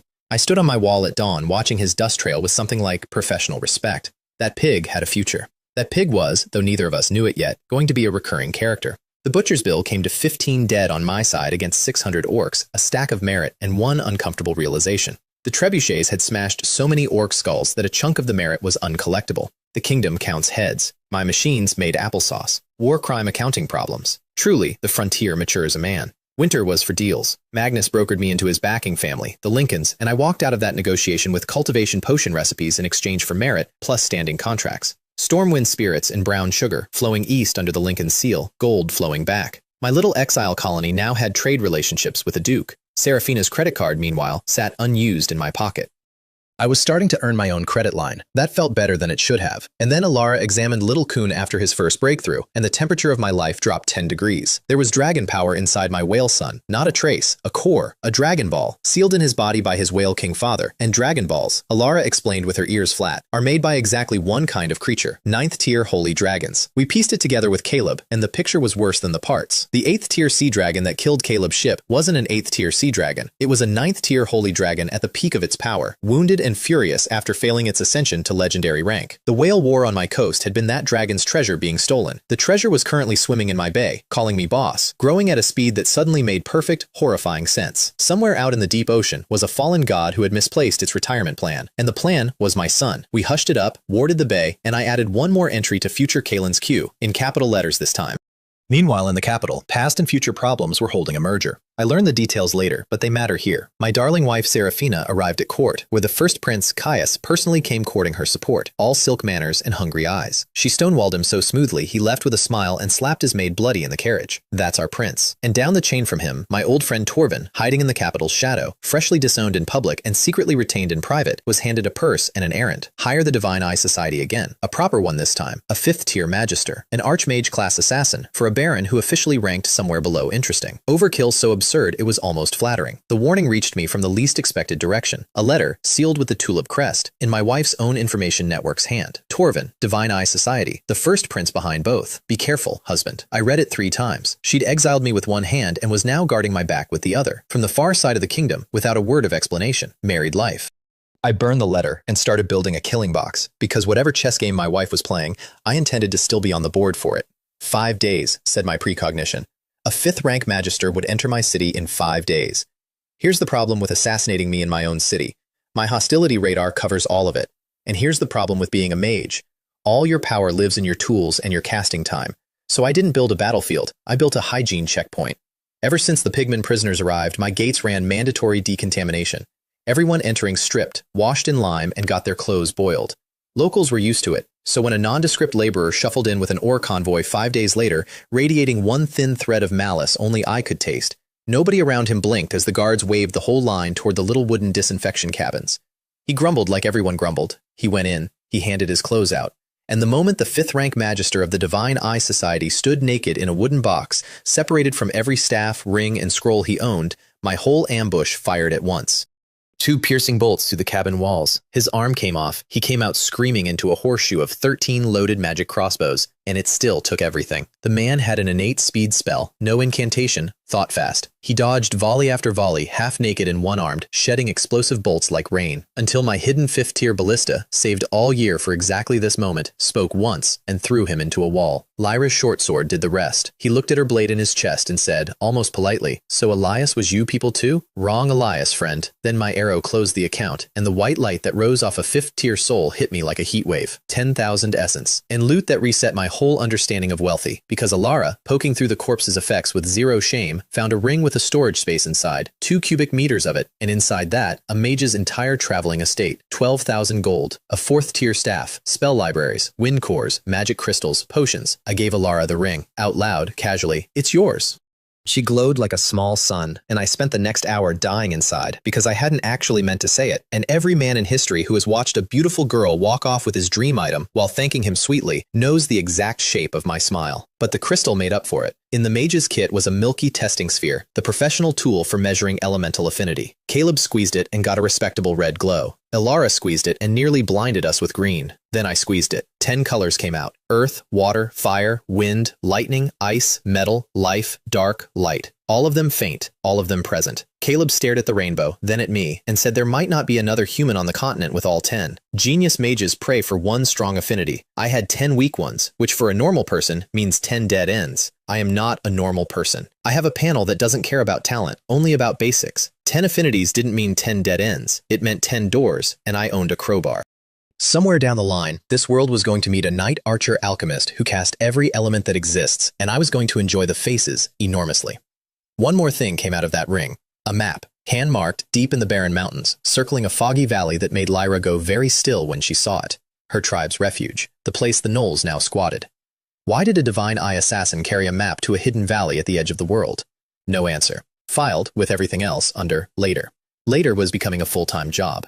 The rest of that year ran on momentum. We needed 2nd-tier ogre brains for my next night potion, so Alara taught us how her tribe hunts ogres. Bait and patience instead of courage. We harvested a whole tribe of the things for the price of a few bruises. I paid her consulting fee in salted duck eggs. She considered this fair. The Lancy family sent a 2nd kill team into the mountains, hunting their lost first one, and found it. Or rather, found us. A 5th-tier silver knight leading a professional cavalry squad. The fight should have been ugly, except my magic crossbow volley shredded their horses and my earth spike broke their charge. Their commander was an arrogant duelist named Ander, who had never once fought anyone who cheated, and he tried to capture me alive for interrogation. He held back his strength. I did not. My fused sword art went through him in 4 strikes, and the first prince's ledger of people who vanished near my mountains turned another page. That night, a 6th-tier flame lion passed 5 kilometers from our camp, and we all lay in a gully until dawn, not being interesting. The frontier's way of reminding me that I was still, on the grand scale, a snack with opinions. And then winter delivered the breakthrough that changed the whole game. 3rd-tier high knight on a river of ogre brain potions, and with the new rank, enough essence bank to open the mystery box again. The box gave me a monster. Dominator contract. When a target can't resist, I could force a bond on them. A bond that overrides any other contract in existence. Total control. My tier +1, up to a handful of thralls at a time. I read it 3 times with my door locked. Slave rings, royal oaths, blood pacts. This thing outranked all of them, and no one could ever know I had it. In the wrong light, it was the single most terrifying ability on the continent, and the wrong light was every light. I filed it under absolute secrecy, and immediately, of course, began planning exactly how to use it. But first, a debt. Because with 3rd tier, my strength had passed a threshold, and a promise I'd made to no one but myself came due. I called Alara in as a witness and translator of good intentions, stood Lyra in the middle of the room, and took the slave ring off her neck.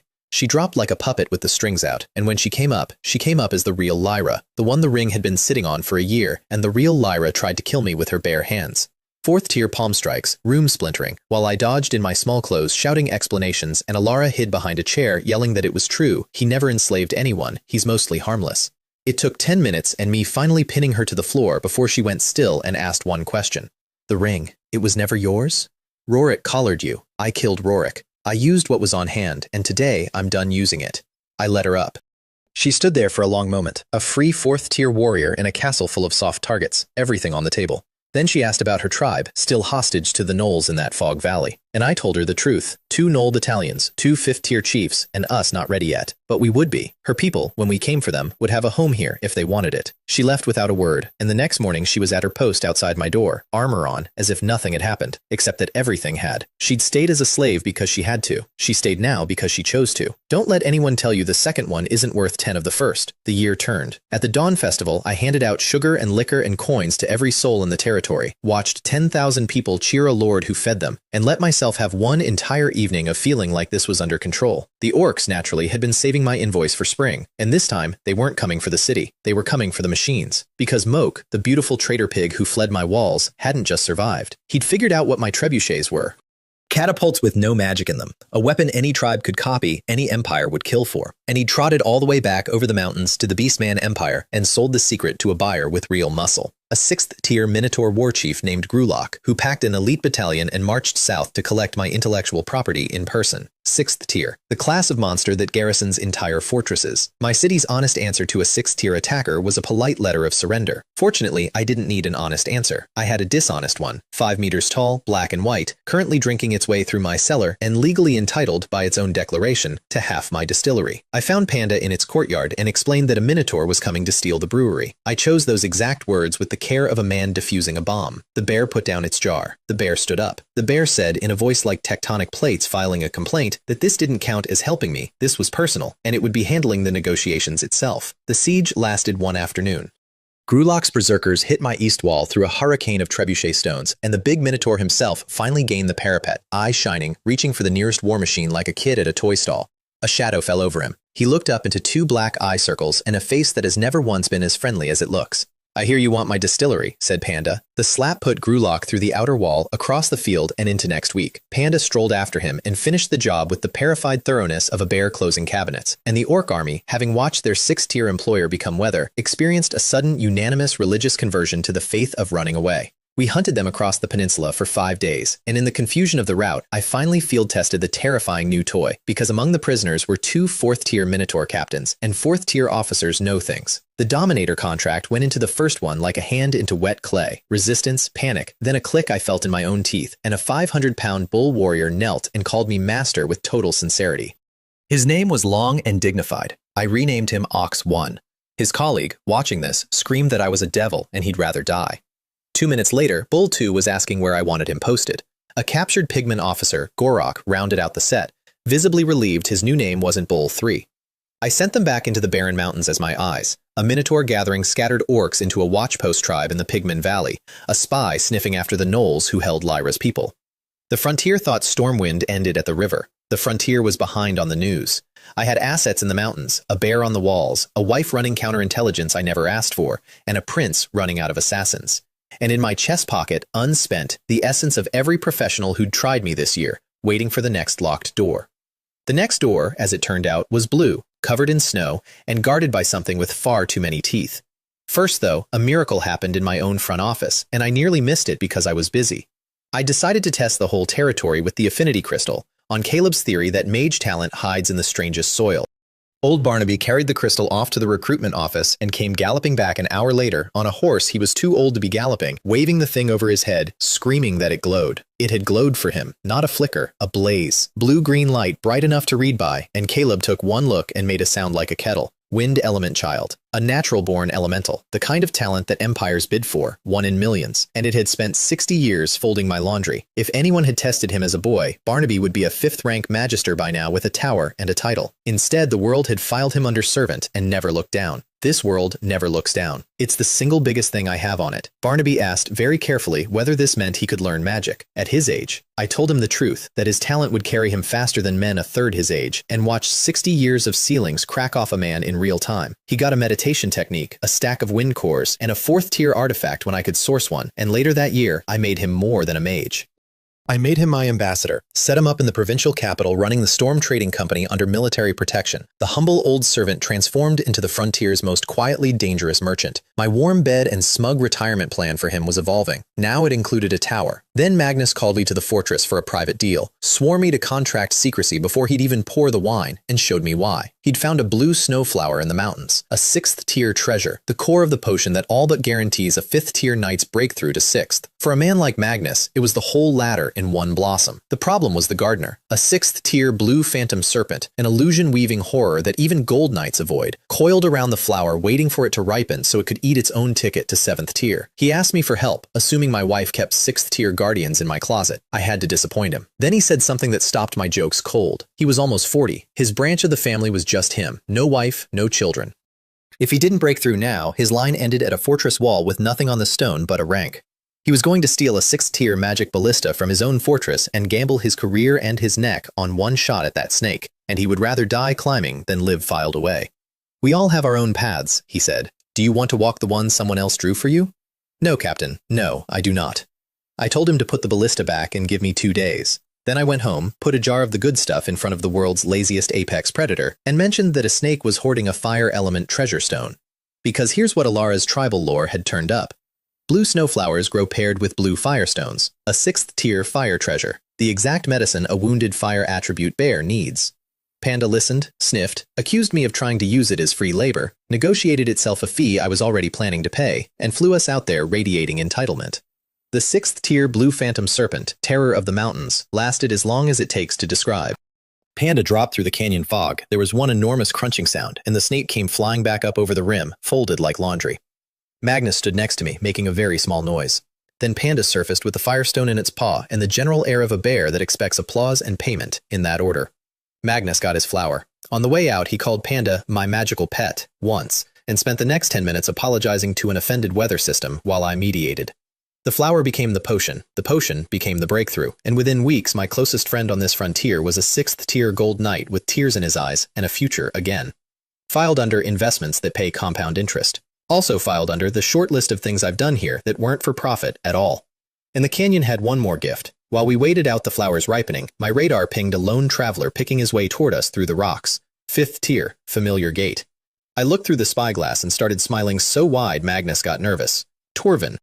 The architect of my garbage supplies, the employer of my assassins, the first prince's disposable glove, on the run from his own master's cleanup crews, sneaking toward the same treasure canyon with the last of his luck. He never saw us. Magnus hit him first, out of years of accumulated professional loathing. Between a fresh gold knight and my ground spike interrupting his footwork at the exact wrong moment, the great 5th-tier deputy commander ended face down with a severed hand and his aura sealed. The severed hand wore a storage ring, and the storage ring told his whole biography. 50,000 gold, breakthrough potions hoarded like a squirrel's winter. A 5th-tier enslavement ring set, which, applied to its former owner's neck, resolved our prisoner transport concerns with a poetry I didn't even plan. And a token, a little iron sigil that made Magnus step back from the table. The Divine Eye Society's VIP marker, proof in metal of the connection between the prince's man and the kingdom's most wanted guild. Torvin, wearing his own slave collar, filled in the rest between sobs. The prince's people were hunting him to close accounts.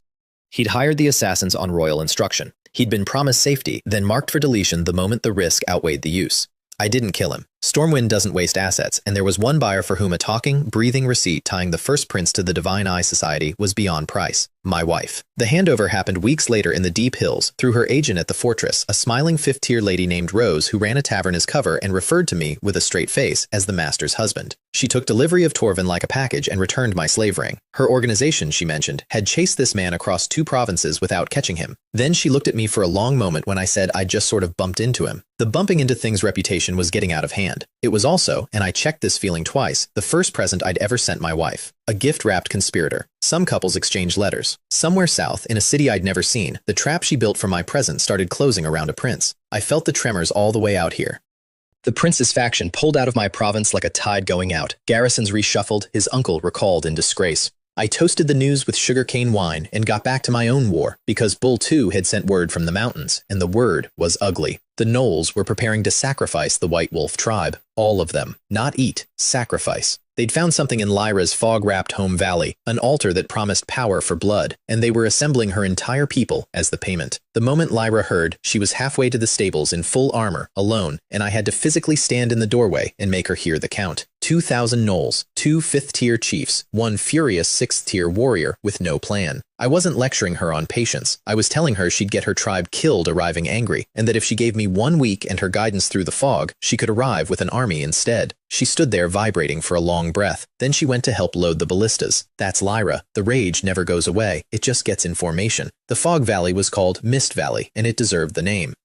A permanent white wall, passable only 2 hours a day, in single file, along paths only her people knew. We threaded 500 soldiers through it in stages, hit the gnoll rear guard at their own pace, and broke their column against a wall of trebuchet stones and crossbow volleys, while Lyra and Gareth's cavalry cut straight through the middle to shield the prisoners. Her people scattered to the sides on her shouted commands. 700 wolves flattened the grass while the storm went over them, and the gnoll army came apart at the seams and fled deeper into the fog, dragging their 2 chiefs with them. We chased. Of course we chased. The job was only half done, and half a day in, the fog opened onto the thing the map and the assassin's ring had been marking all along. An altar, old past counting, in a clearing where the mist bent away in a perfect circle, and around it, drained flat as leather, the corpses of the entire gnoll army. Both battalions, both chiefs, sacrificed to the last dog by their own side while we were still fighting the rear guard.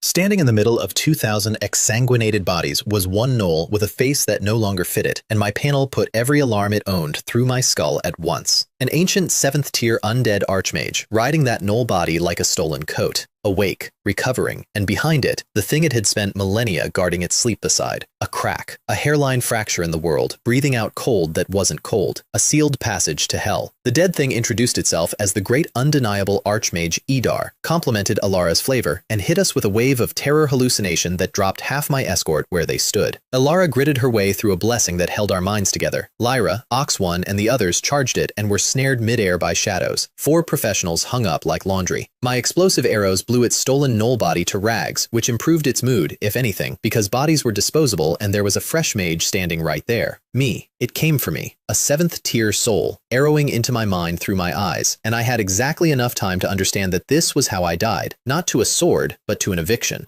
Then it hit my spiritual sea of consciousness and my panel ate it. I don't have better words. The panel rose up like something that had been waiting all this time at the bottom of me, patient, bottomless, and it seized that ancient soul and devoured it screaming. Idar, the great undead archmage, terror of the fog, ripped himself free with half his soul missing and fled shrieking into the crack in the world without one look back, and the whole clearing stood in silence broken only by my heartbeat and Alara asking, very small, Master, are you all right? I was more than all right. I was unconscious for a day and I woke up rich, because the panel doesn't just eat, it digests. Half a 7th-tier archmage's soul had been sorted, filed, and folded into me while I slept. His memories, shredded but readable. His dark meditation technique, 7th tier, worth more than my whole territory. 7 dark spells up to the 7th circle, the kind of arsenal that dukes lock and vaults. And underneath all of it, the knowledge of what that altar was, and what waited on the other side of the crack, and the small, cold fact that the seal was old and imperfect, and that things on the far side knew it. I also woke up with my head pillowed on Alara, who had apparently guarded me the whole day. Lyra's sword was at my throat within the minute. Fair protocol. A man who fights a possessing spirit and then sleeps smiling is a man who might not be himself anymore. The proof of identity I eventually offered was Alara testifying, with total sincerity, that I'd been staring at her chest since regaining consciousness, so it was definitely me. I want a new legal system. We told the survivors as little as possible. The White Wolf tribe, 700 strong, came home with us, settled a village in my shadow, and put a squad of wolf warriors into my army under their young champion Cyrus. Lyra's people, under my wall, free, safe, fed. She never made a speech about it, she just started standing closer. And in my locked study, at night, I went through a dead wizard's memories and understood what I was actually sitting on. A live passage to hell in my backyard, sealed by a hair. An underworld that remembered this world's taste. And in my own head, the first proof that my panel wasn't a tool. It was a stomach, and it was still hungry. The hungry stomach got regular meals that spring because everyone kept sending me protein.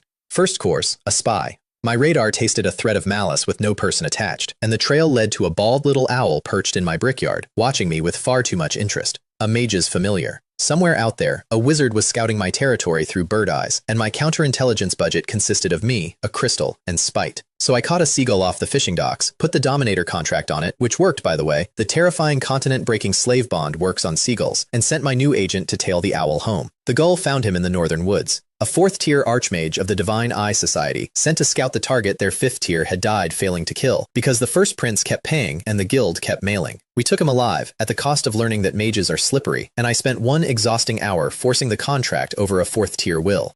Then my newest employee, Finch, walked back into the woods and filed a report to his guild describing Stormwind as unremarkable, no 5th tier sighted, strongest asset, 1 silver warrior. The Divine Eye Society's file on me now said, harmless, in their own agent's handwriting. I cannot recommend owning people enough. Morally, I mean. Morally, I can't recommend it. Practically, it's incredible. Second course, a devil. Word came from Bull 2's mountain tribe that a lone human mage had strolled in and started killing my orcs. A fire archmage, 4th tier, traveling with a stitched-together corpse puppet, which is a sentence that ends careers in the church. An evil mage. I flew out with Lyra and my monster officers to swat him, and the swatting went fine, right up until it didn't. Cornered, leaking blood, the man laughed at us, pulled out a still-beating heart, and started feeding it and his own life into a spell. The air split. Not metaphor. The air behind him cracked open on darkness. Through the crack came a smell I knew from the altar clearing, and a voice like grease and honey. My panel usefully informed me that a 6th tier devil's avatar was about to step into my province. He was summoning hell, actual hell, the neighbors downstairs, and burning himself as postage. I did the only thing on the table. I grabbed his head mid-ritual and slammed the Dominator contract through a dying mage's defenses, while the crack widened over us both, and the moment the bond clicked, I screamed one order. Stop the summoning. Send it back. My newest employee spun on his heel and fireballed the devil through its own doorway. What followed was the strangest firefight of my life. All of us hurling everything we had at a hole in the air, while the thing on the far side raged and pushed, until the world's own healing sealed the wound shut on its fingers. The devil's parting words were a promise to find my soul in hell someday. Signed, Count Cyril. Added to the queue, Count, take a number. The mage, Zephyr, debriefed like a man relieved to be owned. He served the Shadow Temple, a continent-spanning cult of the Lord of Shadows, one of the 10 sovereigns of hell. They traded flesh and souls for power. They were vast, and, this is the part that stopped my breathing, they were currently searching the eastern mountains for a rumored passage to hell, the passage in Mist Valley.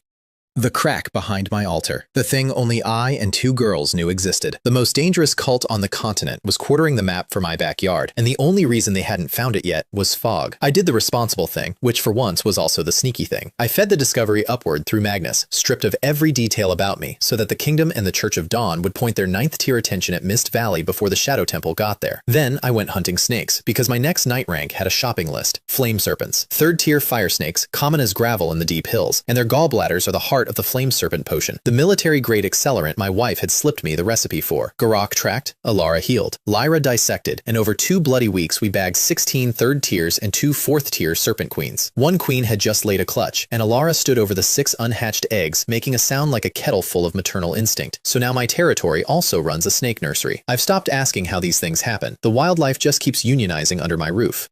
The potions did their work through a season of training that felt like being smelted, and when flame breathing finally crested its 3rd tier peak, I fed the panel the breakthrough and got more than a rank. 4th tier Grand Knight, yes, but the panel had been saving a gift. Every meditation technique I'd collected, fire, earth, wind, the dead archmage's darkness, all of them melted together into one thing that shouldn't exist. Chaos meditation. 1 casting pool, every element I own, no switching, no seams. The 10 affinity joke stopped being a joke that day. I stood in my courtyard cycling flame into stone into shadow like shuffling cards, and somewhere in the back of my head, a dead wizard's profession quietly changed its definition of me. Then I went home, checked my walls, and had exactly no time to enjoy any of it, because the mountains sent their 3rd course, the biggest one, the one that had been circling this story since chapter 1. The Gale Wolf King came down, the pack that ate my predecessors, the 7th tier storm at the top of the local food chain that had spent 2 years recovering from its war with Panda while its scattered wolves regrew.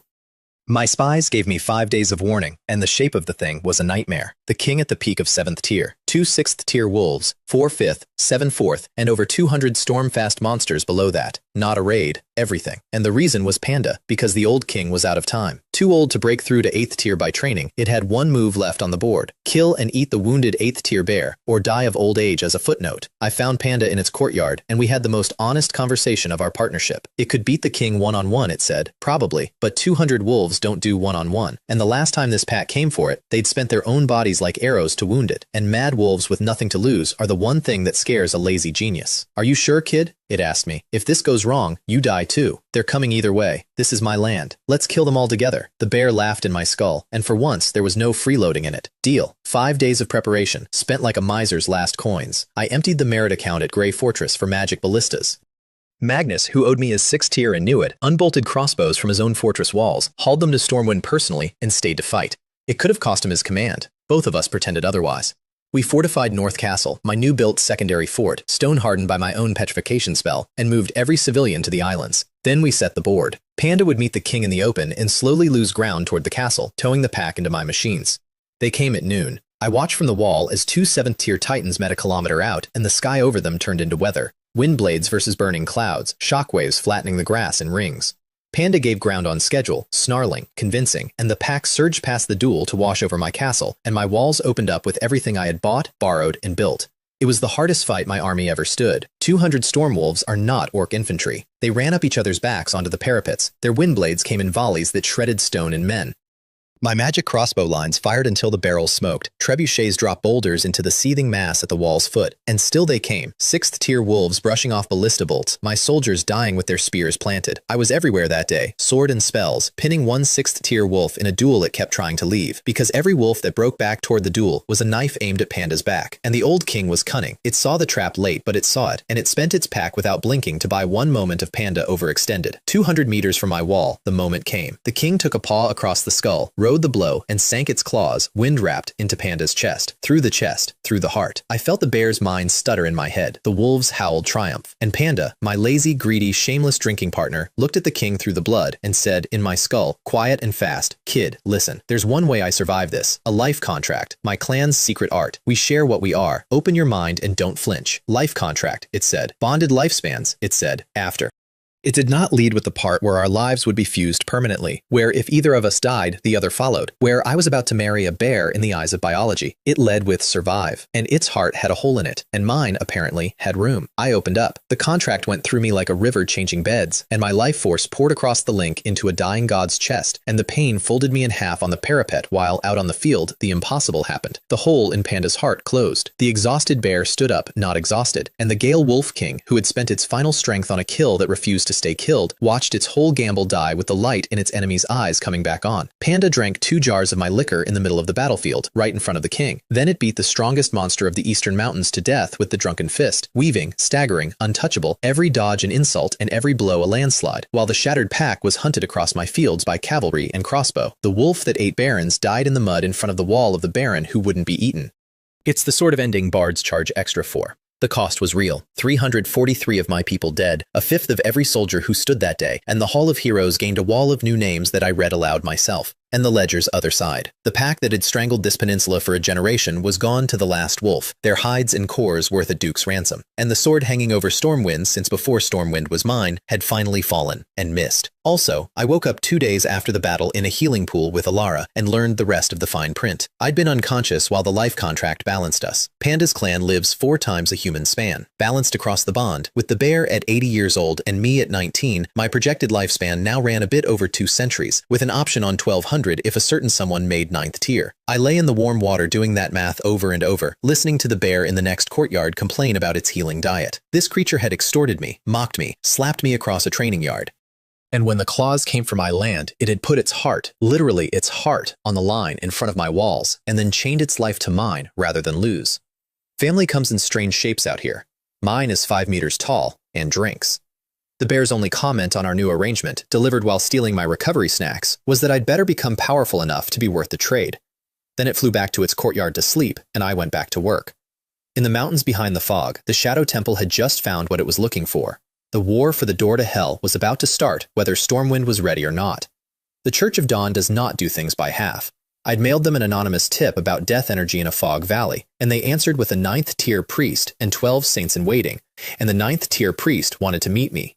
By name. Elias, the highest cleric of the Dawn faith in the whole kingdom, a thin old man in rough cloth whose eyes went through you like a bright window, the man kings bow to. He summoned me to the river crossing, and before I could finish bowing, he waved a hand and drowned me in holy light. I'd love to tell you I reacted with dignity. I tried to bolt. The light held me like warm water, and something poured into my head, and when it faded, I was holding a gift I had no business holding. A divine spell, curse lift, light element, castable without a model, the kind of blessing the goddess hands to maybe one mortal in a generation, usually a future saint. The old man watched me check my own soul for surgical scars and smiled like a grandfather at a science fair. "You may stop cursing me in your heart now, little Kalen." He couldn't read minds, he explained. At his rank, he could simply feel the texture of my hostility from arm's length, which, and I say this with respect for the cloth, is worse. He'd come at the request of a former student to give her husband a look over and a leg up. His former student, Seraphina. My wife had been raised by the strongest priest in the kingdom, which explained several things about her, and the look-over part explained even more.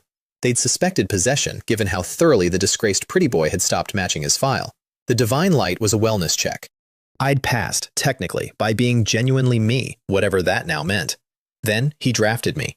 The church was going to inspect the Fog Valley, and it needed local guides and spare mages, and the kingdom would compensate me generously, and none of this was phrased as a question. He also, in passing, laid a hand on Panda and healed 2 years of lingering wounds in an afternoon, which bought more loyalty from the bear than the entire kingdom's treasury could have. Off we flew to Mist Valley in the worst company I've ever been overqualified to carry luggage for. 13 members of the church's strike wing, saints and sky knights, chatting about weather. They took one look at the crack behind the altar and stopped chatting.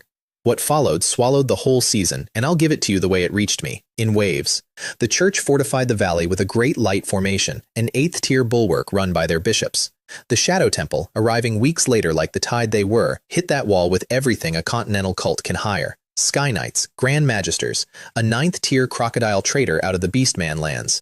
And then, walking out of a summoning circle like a landlord inspecting property, a prince of hell itself. Zarthos, 9th-tier devil royalty, a mountain of elephant flesh that fought 2 human saints to a standstill and enjoyed it. The kingdom answered with its own legends. And here I have to tell you about the council in the capital, because my wife was there, and what she did there explains everything you need to know about the House of Tulip. The king demanded troops from every great family for the Valley War. The Tulip seat pledged a Sky Knight and a 7th-rank Archmage, and the Tulip's oldest enemy, Count Varkos of Dalton, stood up smelling blood. Everyone knew the young Marquise couldn't actually command her family's 7th-rank elders, went the whisper. So Varkos publicly demanded proof and offered a wager designed to strip her, and my wife, 23 years old, alone in a room of predators twice her age, let him talk himself all the way out onto the branch. Then she asked whether Varkos would match double stakes if she proved she could field a 7th-rank Archmage. He, cornered by his own mouth, agreed. She took off her bracelet. And the room learned, along with the king and every duke in the realm, that Seraphina of Tulip had already broken through to 7th-rank Archmage herself. 23. The youngest in the kingdom's history, hiding it under a trinket, waiting for a rainy day and an enemy worth soaking. Varkos paid double. I heard the story secondhand out on the frontier and laughed until I had to sit down, and then sat there a while longer with a strange feeling I declined to name.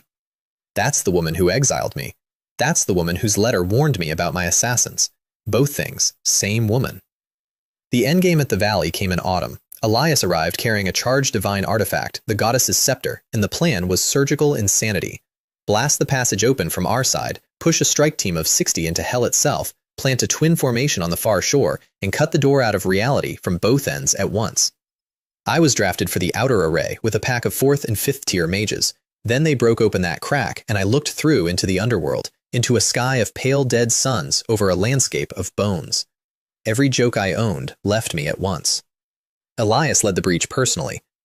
The old man lit up like a sunrise with legs and vaporized a tide of devils off the threshold, and the saints went through into hell with 60 of the kingdom's best behind them. And in that column, armor over her court dress, 7th-rank fire wrapped around her like a promise, went my wife. We saw each other for exactly 1 heartbeat as she passed, both of us visibly recalculating the other, neither of us with a second to spare. Married 3 years, first time in the same field. Very us. The far side battle shook the ground under my array for half a day. Then the passage began collapsing on schedule. Our people came back through the shrinking door in ragged groups, 6th tiers first, then the saints, then the stragglers. The count of the missing climbed. The door shrank. I worked my section of the array with my eyes on the gap, watching for one particular silhouette. She came through near the last, scorched and upright. I let out a breath I'd been holding for an hour.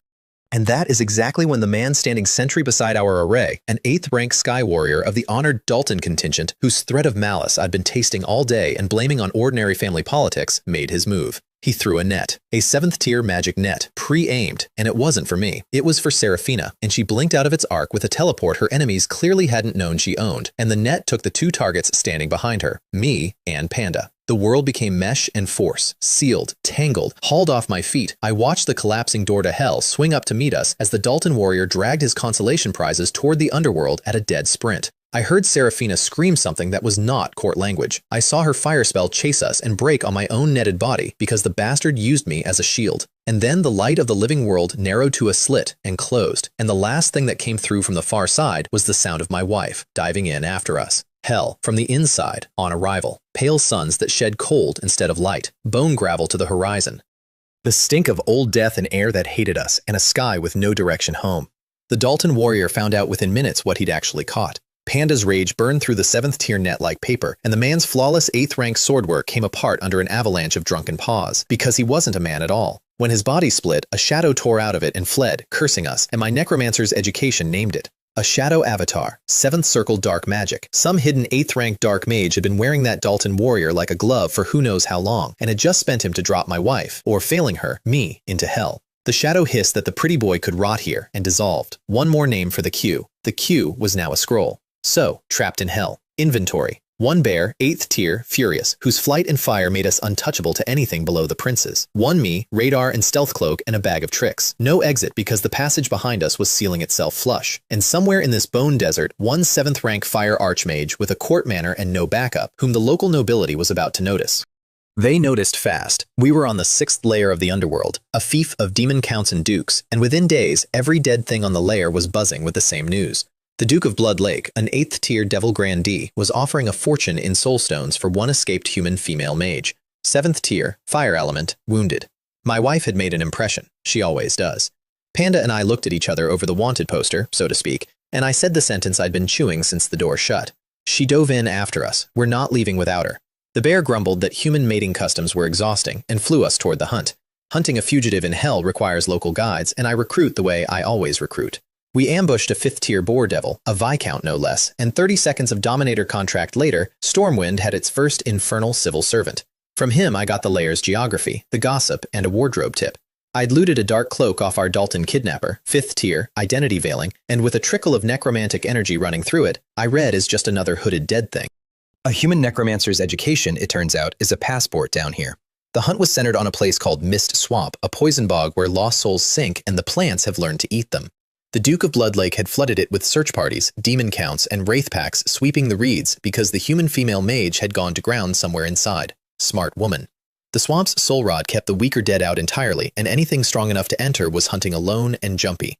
We found her by following the fireworks. My wife, cornered at last on a mud island, was holding off 11 of hell's finest, 2 8th tiers among them. Alone. Wrapped in a burning spirit form that made her look like the goddess of arson, and even wounded, even exhausted, she was making them pay retail for every step. Devils hate fire. Fire is the one thing down there that argues back. She'd been arguing for days.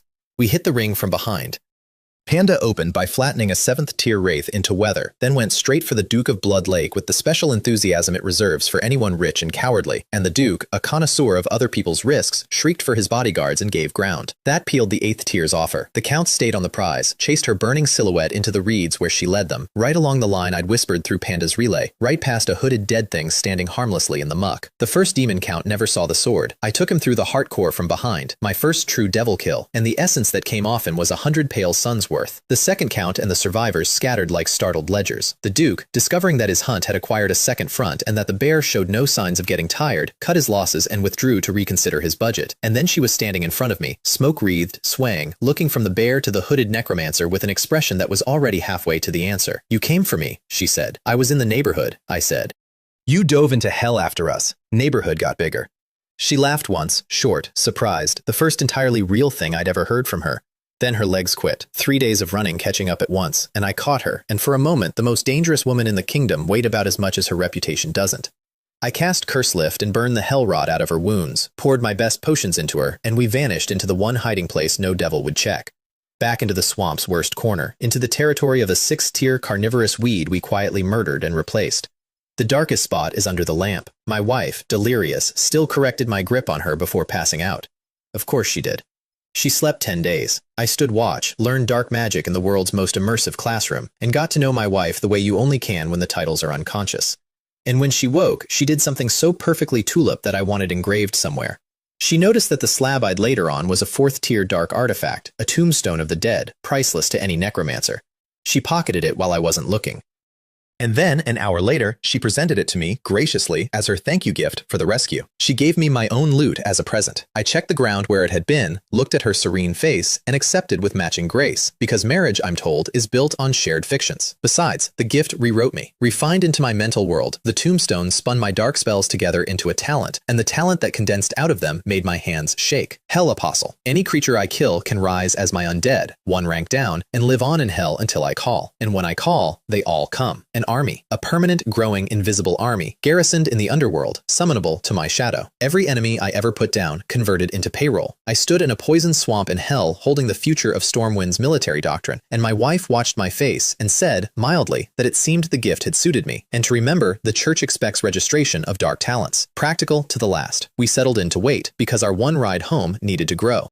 Panda's road out of hell was a spatial rune from Elias, usable only by a 9th tier, and Panda was a wounded 8th. But hell, for a fire monster willing to eat filth, is a gymnasium, and the bear announced it would break through right here in the sty on schedule. It then turned to my wife and, with the delicacy of a falling wardrobe, mentioned that 7th tier fire cores would speed things up considerably, and wasn't it lucky she was rich. I watched the richest woman in the South get shaken down by a bear in a swamp. She paid 3 7th tier cores without blinking, and later billed the whole sum to me in trade negotiations, which is how these things go. Speaking of which, the trade negotiations. 2 adults, married, trapped in hell, and we passed the weeks haggling. I sold her the 7th tier magic net our kidnapper had swung at her. Her opening bid was insulting, mine was delusional, and the landing point got me 3rd and 4th tier potion recipes, a 4th tier city defense array, and the clause I'd wanted since year 1, Gareth. My knight captain's contract, bought out of the Tulip service and signed to Stormwind for good.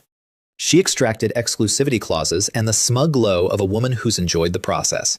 I complained about the terms to make her enjoy it more. Somewhere in there, without either of us filing paperwork, we stopped being strangers who shared a marriage certificate. She also taught me the thing textbooks wouldn't, watching me cycle through elements one evening and asking, flat, how many affinities I actually had. Mind your own business, I said, to the Marquise of Tulip. She stared at me, torn between outrage and laughter, and settled on the laugh. Little Kaylin, she said, you've changed. Just Kaylin, I said. She's still deciding. The bear broke through on the 40th day. The whole swamp bowed away from it, 9th tier pressure rolling out like a new law of nature, and every devil lord on the lair felt the birth of a saint in their own backyard. 3 demon princes came for us so fast they left contrails, 9th tier royalty converging on the swamp from 3 directions, and we did the dignified thing. Panda grabbed us both, crushed Elias's rune, and we hit the crack between worlds at a dead run while the lords of hell arrived to find an empty swamp, a dead weed, and the fading smell of liquor. The princes, I'm told, spent a while afterward interrogating the Duke of Blood Lake about how exactly he'd lost a human mage, a necromancer, and a newborn saint beast in his own fief. The Duke moved layers shortly after. Everyone involved agreed to blame each other. Hell, it turns out, runs on the same fuel as every court I've ever seen. The rune spat us out in a courtyard I knew. My own.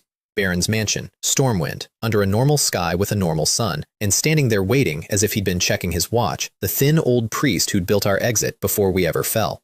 Elias had known. The exit door's location, the rune in Panda's mind, the whole shape of it. He'd moved the collapsing passage's mouth and let his own student fall into hell, because she'd fallen in after me. And because, as he explained with the serenity of a man who gardens in centuries, it had been an opportunity for the young people to get to know each other. My wife's expression at that moment was the single most dangerous thing I ever brought back from hell. I'd rather face the princes. And then the old man's smile went out like a candle, and he said the sentence that ended the honeymoon. Little Kaylin, catch your breath quickly. The orcs are attacking your castle. You'd better have a look at the walls. Here's what the world had been doing while I was in hell arguing about invoice terms. A once-in-a-century blizzard had buried the Beastman plains, wiped out their herds, and left the orc empire staring down a famine. Orcs solve famine the traditional way. 250,000 of them had come over the barren mountains early, hitting the whole northern frontier of the kingdom at once, and my little peninsula, wonder of wonders, was on the menu too. Gareth had held Stormwind for a month in my absence, repelling 2 armies with the trebuchets. Now 5 battalions were on the walls, 5,000 orcs under 3 6th-tier commanders, and my army was bleeding on the parapets at the exact moment I dropped out of the sky into my own courtyard. I didn't even change clothes. I ran up the south wall in my hell-stained travel gear, and the effect on my soldiers was chemical. The Lord is back. The Lord is back.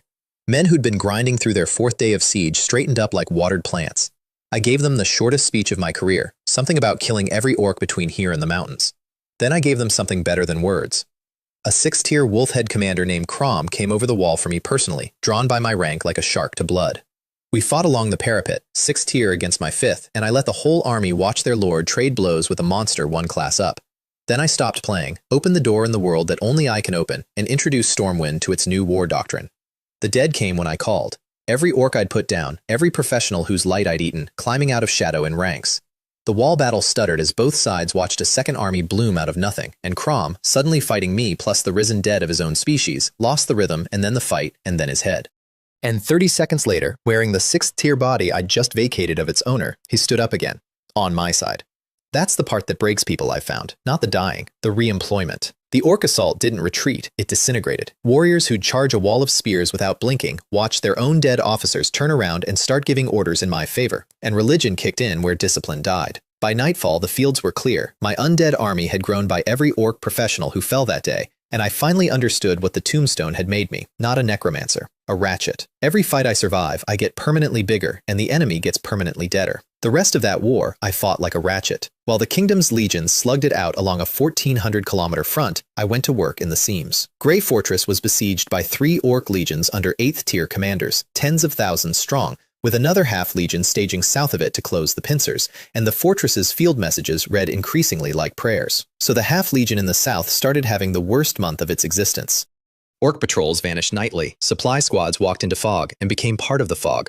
My undead didn't sleep, didn't eat, didn't report our numbers to anyone, and I rode with them through the dark like the world's worst rumor, hitting and dissolving, while the orc commanders drew increasingly paranoid circles on their maps. Then I turned to the baronies. South of the fortress, a dozen noble lands had already fallen, their castles cracked, their people being herded into slave columns for the march north. I took those columns one by one. 5 baronies worth of captives freed, 20,000 serfs hidden in the mountain valleys under my thieves' management, 6,000 tons of looted grain relooted into my own caches, because a food crisis was coming for this kingdom and I intended to be on the selling side of it. In one burned keep, I found the last 60 soldiers of an annihilated baron's line, led by a second-tier warrior named Jellum, with nothing left to be loyal to. Stormwind collects orphans, it's what we're for. Somewhere in those weeks, the panel's ledger clicked over again. 5 5th-tier kills, and my strength talent hit silver, blood burning. A switch in my chest that trades a strict recovery period for a short window of everything at once. Strength, speed, savagery, doubled past their doubles. I flicked it for the first time against the Southern Half-Legion's command tent, killed a 7th-tier leopard commander out of the dark before his guards drew breath, and then, burning, took his 2 6th-tier deputies head-on and won. The Half-Legion broke that night. The pincer around Grey Fortress died with it. The fortress itself nearly died anyway, from the inside, because I finally got the answer to the war's ugliest riddle. 2 royal fortresses had fallen in the first weeks with 0 survivors and 0 messages, garrisons of thousands erased silently, and no one could say how. The answer was quartered inside Grey Fortress's own walls, disguised as poor bamboo weavers, a Divine Eye Society cell, a 7th-rank archmage with 6 support mages, waiting for the orc assault's peak to assassinate the fortress's mage squad, kill the defensive array, and cut the message lines, exactly as they'd done, we now understood, at the other 2 fortresses. The society had been paid to help the orcs open the kingdom like a can, and Freelance Province was already screaming under the same treatment. They knew every defender's face at Grey Fortress. They didn't know mine, and they especially didn't know my soul descent, the contract art that lets me pour myself into a body I own. My agent Finch carried lunch into that quiet courtyard, and behind his borrowed eyes, I walked up to a 7th-rank archmage of the Divine Eye Society and shook his hand with blood burning behind it. Panda, waiting on the roofline for exactly one job, flattened what was left. 6 mages captured, 1 guild cell erased, 1 fortress that never learned how close it came, and 1 lightning mage prisoner named Kalen, who took a contract and a new career as my king of thieves in the Grey Mountains. I'm telling you, orphans. The war turned in high summer. Reese, the royal saint, broke the Orc Supreme Commander over Frostmoon City in a duel that lit the horizon. The whole invasion let go of the land and flowed back north, gorged on loot and captives from everywhere that wasn't ready. My little corner of the ledger read differently. The Pig Valley retaken, its 6th-tier crocodile occupier dying to a knife held by my own borrowed hands. 2,000 serfs stolen back from the last slave caravan out, and a merit total that read like a clerical error because the kingdom's accounting had never met a man who fights everywhere at once and converts his enemies into shift workers. Then, because no war is complete without them, the vultures arrived. 3 noble houses south of the mountains, Grimshaw, Aldrin, and Fallon, waited until the orcs left and then robbed my refugee camps. 3,000 of my rescued serfs, most of my grain caches. Their legal argument was that everything in their district was theirs. Baron Grimshaw, a Dalton branch house, led the grab, confident that no frontier viscount-to-be would dare touch the Dalton name. I dared with artillery. I marched 2 companies to Grimshaw's walls, unfolded 5 field trebuchets in front of his gate, in the open, no magic disguise, and turned his outer wall into a geology lecture. He surrendered before my infantry finished forming up, which ruined the demonstration but sped up the invoicing. Grain back, serfs back, no ransom.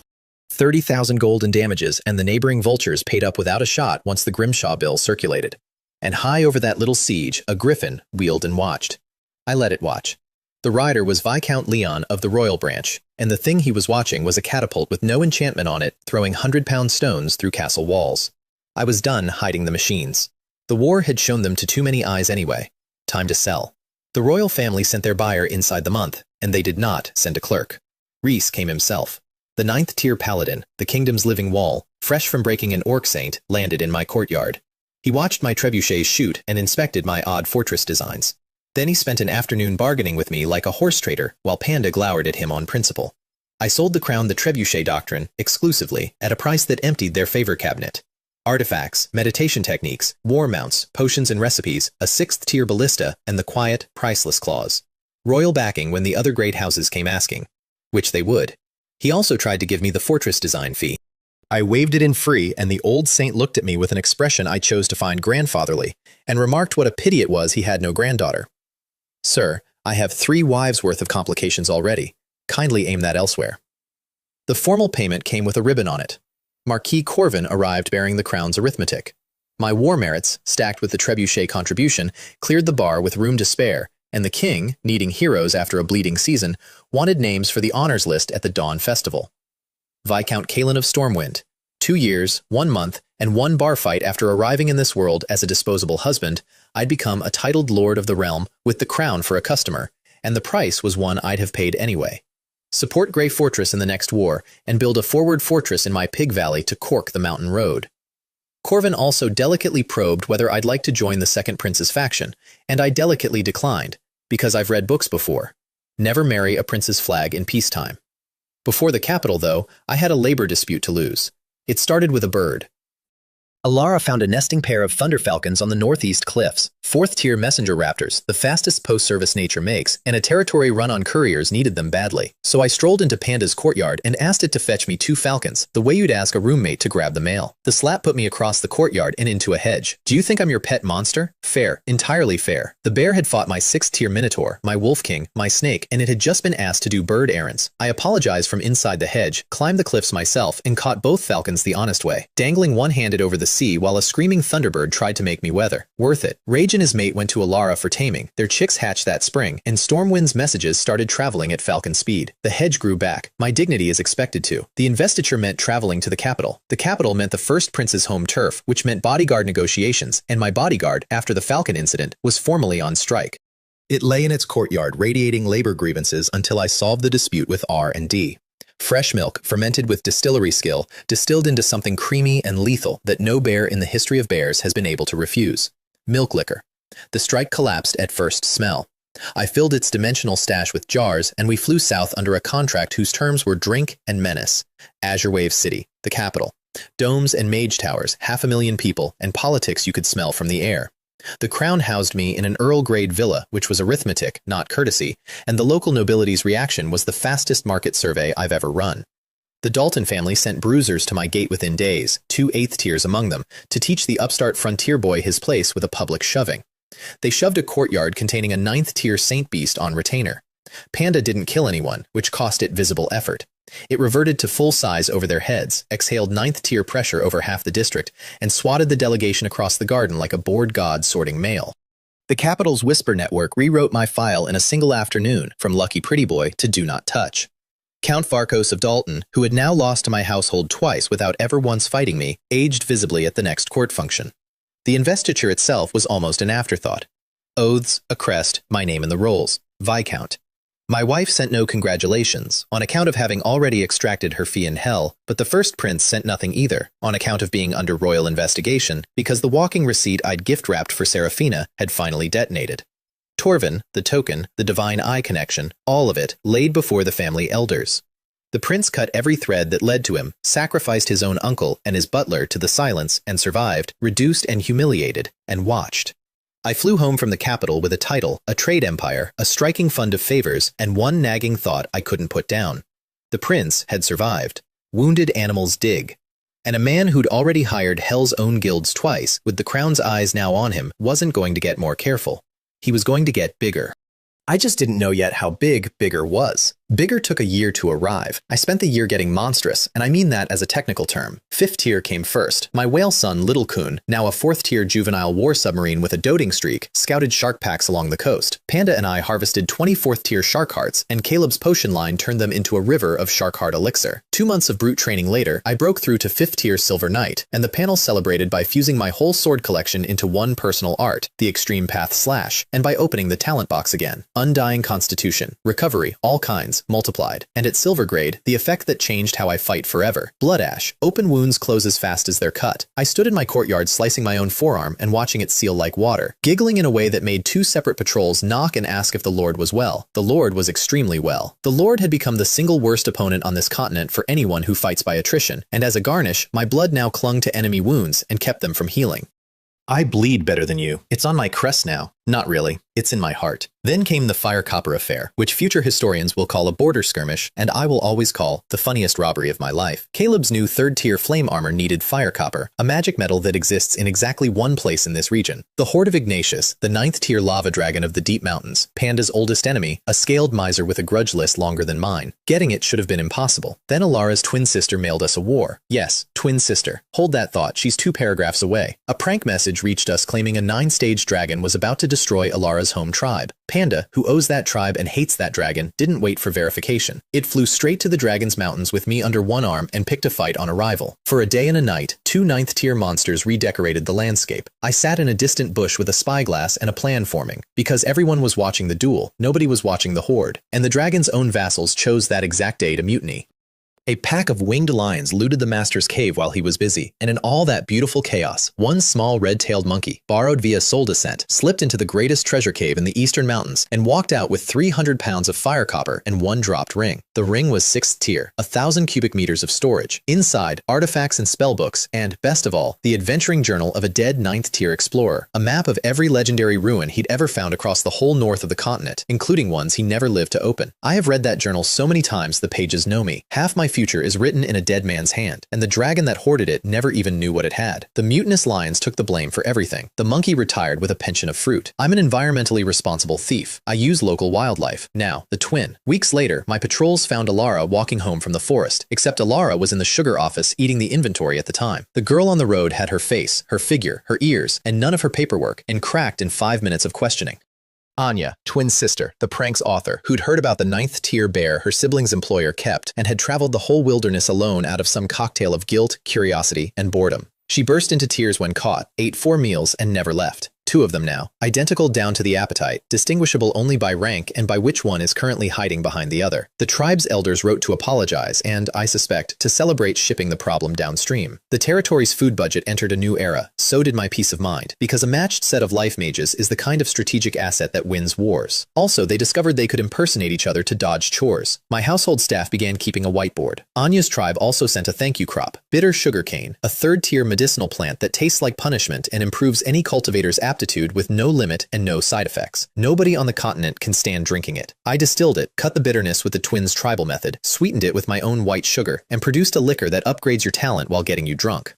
When I served it at the Dawn Festival, the officer corps went silent in a way I've only otherwise heard in church, and Panda, tasting it, granted the distillery its highest possible honor. It declared the product part of its personal protected assets, and mentioned that anyone who touched the brewery would be dealt with as a matter of religion. Which brings us to the year's ugly middle, because while I was distilling miracles, the kingdom was starving, and someone had decided to farm the starving. The Wilderness Brotherhood, a cult of a so-called free god of the wastes, slithering through the famine provinces. They whispered to serfs with dead children that the nobles were the famine, which wasn't even a lie, and that the cult could make them strong, which was the worst kind of true. 3 provinces went up at once. Serf armies tens of thousands strong, led by cultist fanatics, cracked barren castles like eggs, and the cult's secret weapon made regulars useless against them, a berserker drug. 1 dose turns a starved farmer into a professional-grade killing machine for half an hour. Human bullets is what they were making. 50,000 desperate people aimed at Grey Fortress with 3,000 doses of bullet. The fortress call reached me and I marched with everything, and the day that followed was the bloodiest wall I've ever stood. They drove the ordinary serfs at us first, to eat our arrows, and the fortress had no choice but to shoot people whose only crime was being herded. I summoned the undead army in front of the wall just to break that human wave without killing more of it, and even that mercy math was ugly. Then the cult played its real hand. 3,000 berserkers, foaming, feeling no wounds, hitting our walls like a Tier 1 legion made of pain, with 2 7th-rank fanatic commanders driving them and smoke barrages blinding my trebuchets. They breached the gate. They topped the wall in 3 places. My machines and my veteran companies and Alara's blessing light and Magnus's gold knight sword all bent together under that flood. And at the worst hour, the enemy commander himself came over the parapet straight at me. A 7th-rank warrior named Orman, burning his god's borrowed power, on the theory that killing the silver-armored Viscount would break the defense. Correct theory. Wrong Viscount. I'd never fought a true 7th tier alone before. Now I learned what all the stacking had built. His power was a storm, and my clarity read every gust of it before it moved. His blade hit like a falling bridge, and black armor and the 6th tier plate under it held. Every wound he gave me closed by blood ash before his next swing, and every wound I gave him stayed open, my blood clinging in the cuts like acid, and I watched something I'd never seen in a fanatic's eyes before. Doubt. Then blood burning, and the doubt got company. He went mad at the end, burned his own life for one final surge, and I put the extreme path slash through him mid-scream and took his head off against the parapet stones. A 5th tier knight killed a 7th rank commander in single combat on a wall in front of 2 armies. The cult's assault broke on that image like a wave on a cliff. Gareth's cavalry, hidden in the fortress streets all day for exactly this moment, came out the shattered gate and rolled the berserker remnant up from behind, and by dusk the horde was a surrender, 50,000 prisoners deep.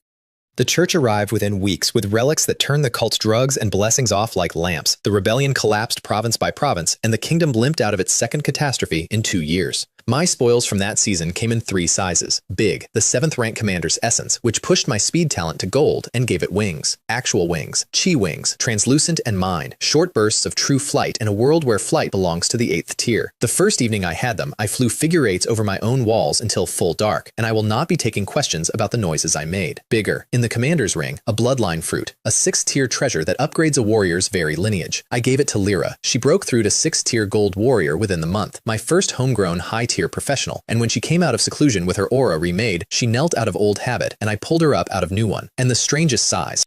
At the victory feast, my 3 ladies drank my new sugarcane liquor with the enthusiasm of professionals, and I woke the next morning under a warm, complicated arithmetic of wolf girl and twin elves, all 3 feigning sleep with wildly varying skill. I want to state for the record that I behaved with perfect nobility, by the standards of nobility. The household staff developed opinions. The whiteboard acquired new columns. Life, at some point while I was busy building artillery, had become worth defending in more ways than I'd budgeted for. The morning after the liquor incident, in fact, is exactly when the sky delivered my new mount, because Kale knocked on that very carefully guarded bedroom door with the one message that could get me out of it. A winged magic lion, injured, grounded on the north coast. A double-winged nether lion. 6th tier flying cavalry in the flesh, the exact species that had mutinied against the lava dragon, and this one had clearly lost an argument at sea. Torn wing, blood trail, one eye on the water like something out there might follow. I chased it down the beach on my brand new chi wings, netted it with a 6th tier chain in midair, wrestled it to the sand under gravity magic, and put the Dominator contract through its fear before it could decide to die fighting. Its memories filled in the ocean's half of the dragon heist. The lion pack had stolen the dragon's greatest treasure, an 8th tier life crystal, and fled across the sea with 2 furious dragon vassals in pursuit, and the pack had lost. My new employee was the sole survivor of the reckoning, blown into the waves and given up for dead, which meant the mutineer's stolen crystal was still out there somewhere with the pack's dead king, which meant the dragon was still hunting. I wrote it all in the ledger of things circling my coast, fed the lion until it stopped flinching, and named the fastest thing I now owned. Alara named it, actually, Zira. I wasn't consulted. I'm never consulted. Which mattered because the last 2 finds of the year were the kind that keep a man up at night regardless of company. The first was a worm. My hostility radar snagged one quiet serf in a border village, a man whose malice had a strange flavor, and the Dominator contract peeled his secret open. He was a planted spy, one of hundreds seated across the kingdom, reporting through dead drops to a master he'd never met. And in his skull, coiled around his brainstem, lived a control insect that dissolved itself the instant I inspected it. I knew that species from a dead archmage's memories, a scythe worm, the signature tool of the Scythe Shadow King, one of the 9 kings of Hell's Shadow Court. Someone at the very top of this kingdom, Duke level at least, was running a Hell-sponsored intelligence network through the veins of the realm, patient, invisible, everywhere. I couldn't report it without explaining how I knew, and I couldn't explain how I knew without showing the church my own beautiful monstrous toolkit. So I purged my own lands quietly, hardened my house, and added the heaviest stone yet to the queue. Somewhere above me, one of the 5 ducal houses was already sold. The second find was blacker and more cheerful. Bull 2's orcs, digging a well in the Pig Valley, hit a spring that burned. Oil. A live seep of it, on my land, in a world that has never heard the word. I capped the well, filled 3 sealed caverns with reserves, set Caleb to research refining, and had Anya dye a test batch blood red with potion tint so no one could recognize the base. Blood fire oil, we called the product. Water feeds the flame instead of killing it. I watched a cup of it burn on a rainstorm afternoon, thought about the wars I could feel coming the way sailors feel weather, and put the recipe in the deepest drawer I own. Every kingdom is a bonfire waiting for a match, my memory ghost of a dead archmage might have said. I just liked knowing, for once, that the match was mine. And then Panda found the door to before. It came home from a months-long snack expedition twitchy with news. 60 kilometers off my coast, on a nothing island, the sea war between the dragon's vassals and the mutinous lions had blasted open a hillside, and under the hillside was an entrance that shouldn't exist. A folded pocket of space, sealed by a shield array that drank 9th-tier attacks like tea. Panda and the lava dragon, in a display of what passes for statesmanship among monsters, had agreed to a truce, a joint expedition, and a loot split, and they needed 2 more specialists. Arian, the half-elf chieftain, an 8th-tier array master, and, to my genuine surprise, me, on the grounds that the shield was caster work and I was the most flexible caster anyone knew. The entry price told us what we were robbing. The shield array ran on 9 elements at once, a signature no mage tradition on the continent uses, and it only opened when Arian's counter array was fed all 9 matching powers simultaneously. Between her, Oldgarth's life magic, and my walking rainbow of affinities, we lit the lock, and the lock, after 100,000 years, remembered how to be a door. Wizards, that's what had lived here, not mages, the thing before mages, the ancestor tyrants of every casting art alive, and on the flight in, the dragon gave us the history lesson his bloodline memory carried, in a voice even he kept low. Before the gods' churches ruled, wizards ruled. They vivisected top-tier monsters for bloodlines. They summoned gods and dissected those too, and the orc race is a leftover of that workshop. They invented the dimensional gates whose scars became our hell passages, and when they decided death itself was an inefficiency, they invaded hell to fix it, and for an age, gods and devils alike hid from bald primates with notebooks. Then they vanished, all at once, and every church on this continent has spent the millennia since scrubbing them out of memory. We walked into one of their family homes that afternoon. It went about as well as burgling a god's mausoleum should. The estate inside the fold was a preserved dusk, forests black as spilled ink, and the forest was inhabited. Mutant chimeras, wizard experiments still breeding true after 100 millennia, 3-headed things and man-faced things, 6th and 7th tier, with pack tactics and a taste for ambush. My danger sense worked where the monster's 9th tier perception was strangely fogged, so the formation was me on Panda's shoulder calling threats like a living sonar, while Dragonfire did the arguing. Then the lake. A pretty dead lake that my radar screamed about 1 second before the array under it drank the local magic and woke the guardian. 15 meters of corpse rose out of the water. A titan, an extinct god race giant embalmed into an undead engine, 9th tier, and the 2 strongest monsters of the eastern mountains together could not put it down. It threw Panda. It outwrestled the dragon, whose bloodline remembered being titan prey and fought stupid because of it. The day was saved by accounting, not valor. Arion's array breaking had cut the giant off from its power source, so we ran it dry. Dragonfire and Bearclaw and one very fast Viscount refusing to be stepped on, for a day and a night, until the divine corpse simply stopped. Then Panda tore a head-sized crystal of compressed life out of its chest, the battery that had kept it fresh across the ages. A 9th tier life crystal. Arion went silent looking at it. Her elf blood was one ritual short of 9th tier, and had been for decades, and the ritual's missing piece was exactly this. The monsters gave it to her. Just like that, both of them, with the shrug of creatures who plan in centuries and buy loyalty the same way. My species does not deserve its reputation for cunning. We're amateurs. Past the lake stood the house itself, a tower, 10 stories, untouched by time inside its own shield. The moment we crossed the threshold, a girl's voice welcomed us to the tower of its master and asked us to wait for reception. 4 apex predators nearly trampled each other retreating out the door. The receptionist followed us out. A doll. A construct girl, alchemy maid, polite as porcelain, introducing herself as Corwin, 7311, service unit of the tower's master, the greatest and most handsome legendary wizard of the continent, the 9-colored venerable. Most handsome. His own doorbell says most handsome. 100,000 years dead and still flexing. I interrogated that doll for an hour, and it was the most instructive customer service call of my life. Where is your master? I'm sorry, sir, I cannot answer. What's upstairs? I'm sorry, sir. Will the upstairs kill me? I'm sorry, sir. It could tell me the tower had 10 floors, 1 per rank, that the lower halls had housed 100 ordinary disciples, and that guests were free to browse, and everything else hit the same wall of sweet corporate apology. Alchemy. Life given to machines. My fingers itched so hard I had to fold my arms. We browsed, rank by rank, up the tower of a dead legend. The first floors were a disciple school's leavings, low-tier materials and notes, which I strip-mined shamelessly for my academy back home while the monsters sneered. The middle floors got serious. Crystals, artifacts, techniques in dead script, and on the 6th floor, libraries. The wizard age itself in the owner's own records. Their city-states ran by councils, elected, term-limited, in a world where my neighbors flogged serfs for reading. Talent tested in every child, training funded by the public purse. A civilization that looked down on nothing except limits, and I sat in its ruins reading by Magelight, a feudal lord by trade, feeling like a barbarian who'd broken into a university. And the 7th floor is where the tower stopped being a museum. The upper residence floors were guarded, first by combat constructs that scaled a rank per story, tireless metal soldiers we had to defeat but chose not to destroy, and then, on the 8th floor, by the dark. The whole story was night, and the night was full of souls.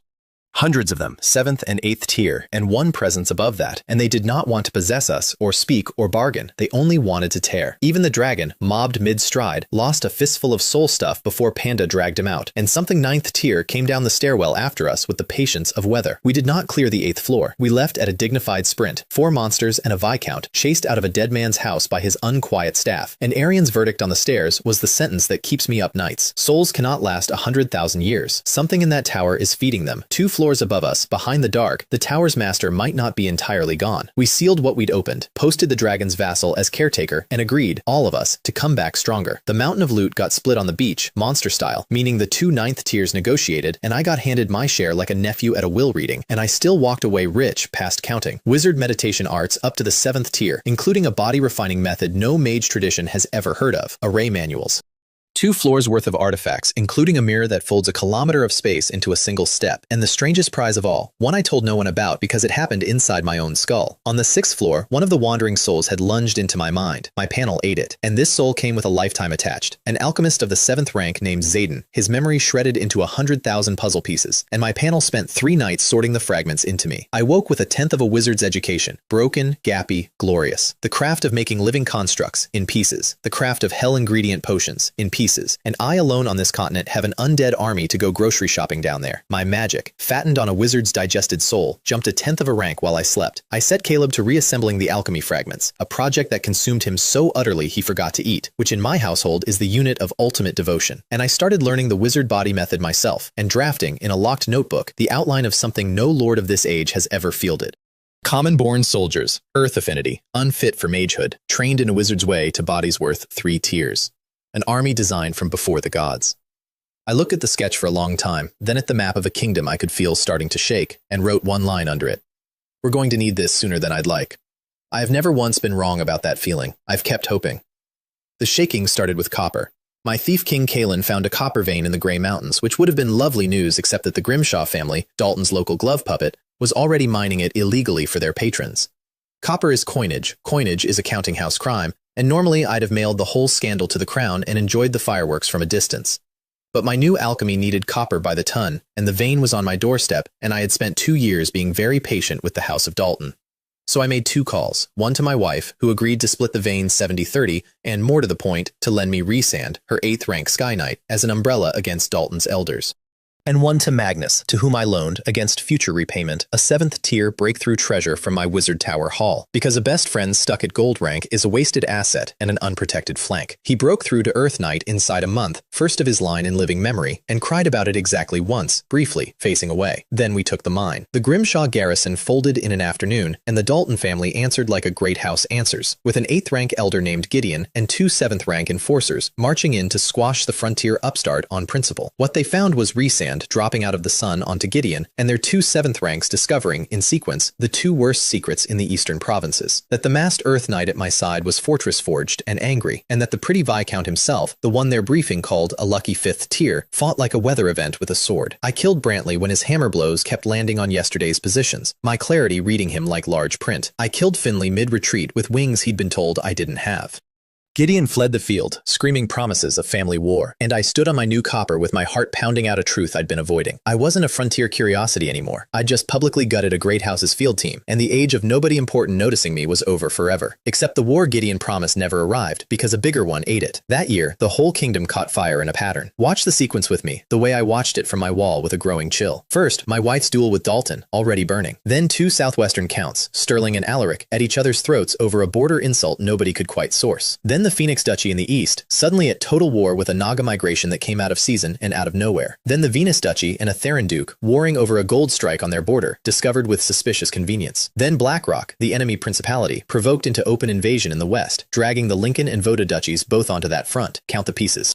Every single great house of the realm, all 5 dukes, half the marquise pinned down at the same moment on 8 different boards. The royal legions still bleeding from the Orc War and the Cult War, and me holding a private list of facts nobody else had. That a Scythe Shadow King's worm network ran through the kingdom's veins. That the Shadow Temple had wanted a foothold here for years. That the first prince had bought from Hell's Markets twice. I sent the warning up every channel I had, through Rhysand to my wife, from her toward the crown, with my evidence sanitized to protect my own secrets, which blunted it exactly as much as you'd fear. The capital investigated. The capital found smoke and no fire, because the fire was patient. And I did what a man does when he smells the storm and can't stop it. I sold my wife 200 tons of blood fire oil for her family war. I told old Barnaby to convert everything liquid into grain, food prices be damned. I doubled the watch on my walls and taught my officers a phrase I'd been saving: prepare to hold alone. The match went in at the Dawn Festival, at midnight, in the capital, while the whole kingdom was toasting the goddess. King Edgar II died at his own feast table, with an assassin's gift in his blood.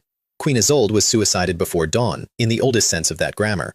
And the first prince, Archias, the disgraced, investigated, hell-shopping first prince, walked out of house arrest across a carpet of exquisite timing, produced a will nobody living had witnessed, and declared himself king before his father's body cooled. 3 of the 4 central legions bent the knee on day 1, their commanders long since bought or replaced. Half the Royal Mage Corps followed. The masterstroke, years in the making, executed in one night. It missed twice. The old king's brother line, Prince Darien, master of the Royal Knights, turned out to be a 9th-tier paladin nobody knew about. He punched his way out of the capital with the entire Knight Order and half the mages rather than kneel. And the second prince, Lysander, the realm's actual heir apparent, happened to be away mediating in the southwest, outside the killbox entirely. The coup had decapitated the kingdom and missed both hands.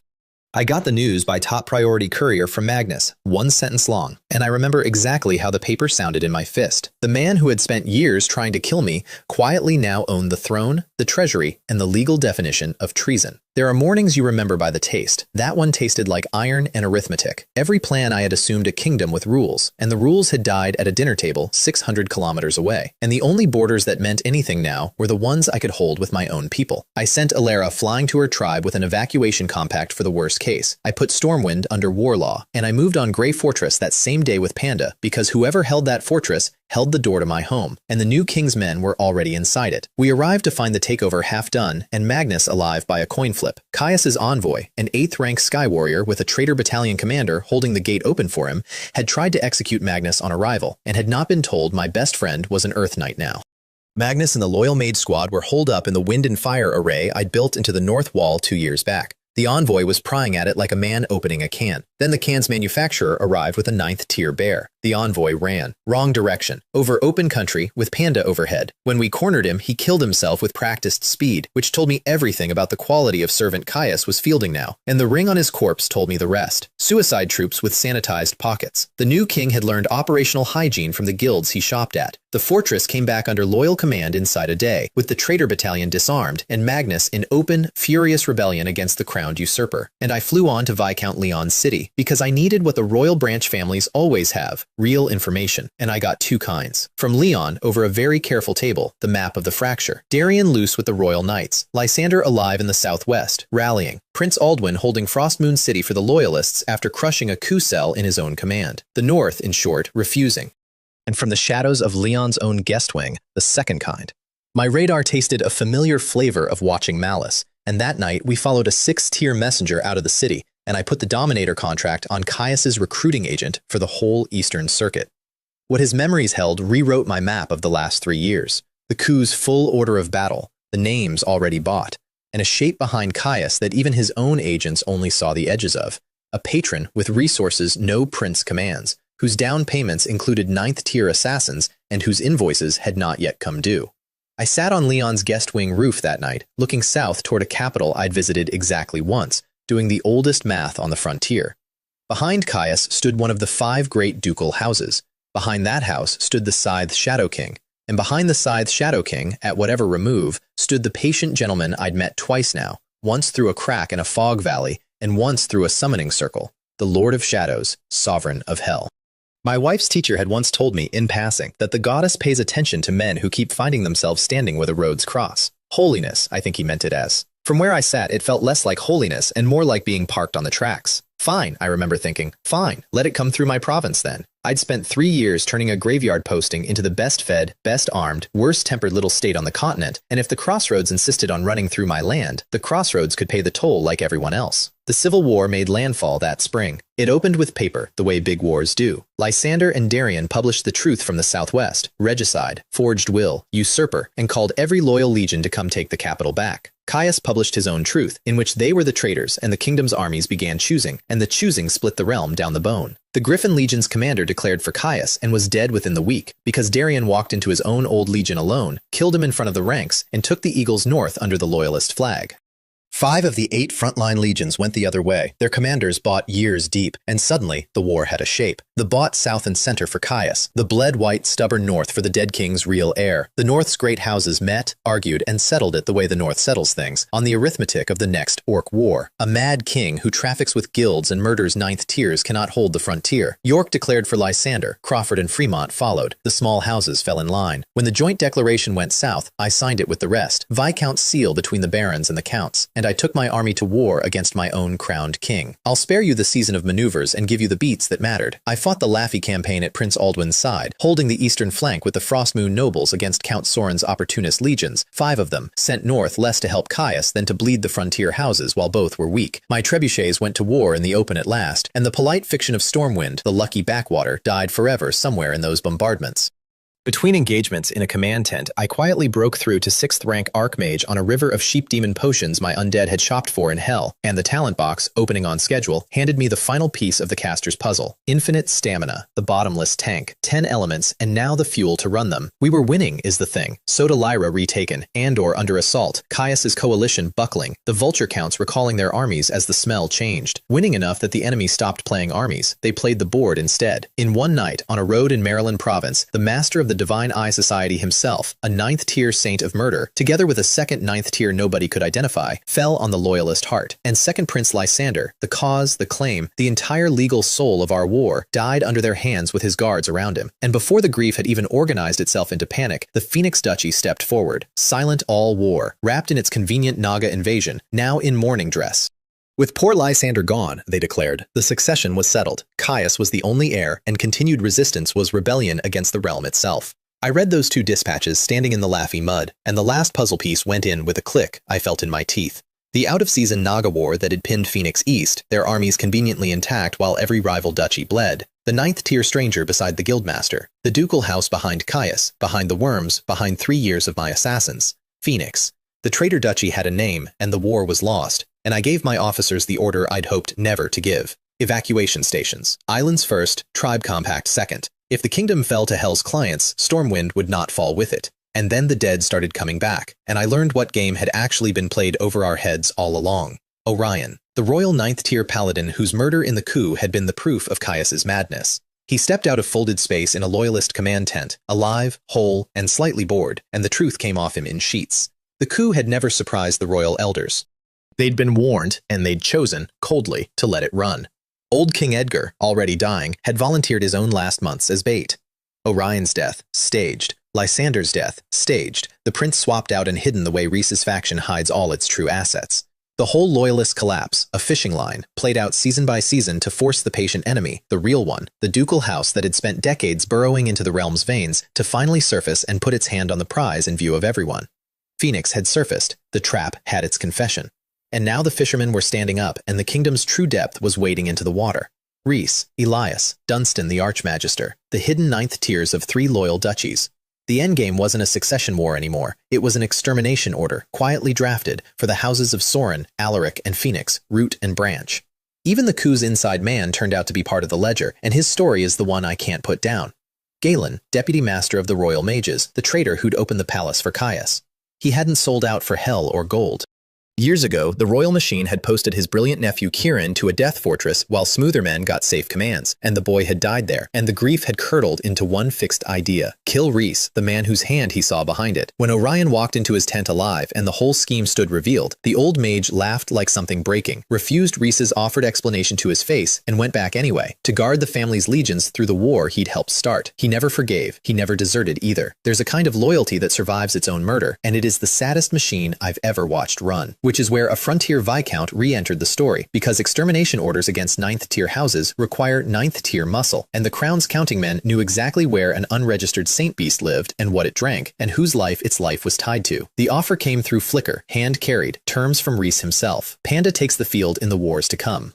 And Stormwind receives the thing that separates the great houses from everyone else, the thing no merit total can buy, the complete night-breathing technique, the unbroken road to the 9th tier, the making of a high noble house, my house. I read that offer 3 times in a cold tent, listening to my bear snore through the canvas, and I did the full arithmetic out loud for the first time in 3 years. They exiled a pretty boy to a graveyard with a paper title, as a chess piece too cheap to mourn. 3 years later, the crown of the realm was writing to that graveyard at its politest. The pretty boy's territory fed 10,000 people who would die for him. It floated a navy, forged its own artillery, banked its own grain against the famine everyone else was just now discovering, and it quartered the one creature on the board that made 9th tier arithmetic bend. The kingdom's last war of succession had come down, in part, to what my bear would do for what my distillery makes. We said yes. Of course we said yes. Panda's price was a formal deed to half the brewery, framed. Mine was the breathing technique and a future no one had planned for me.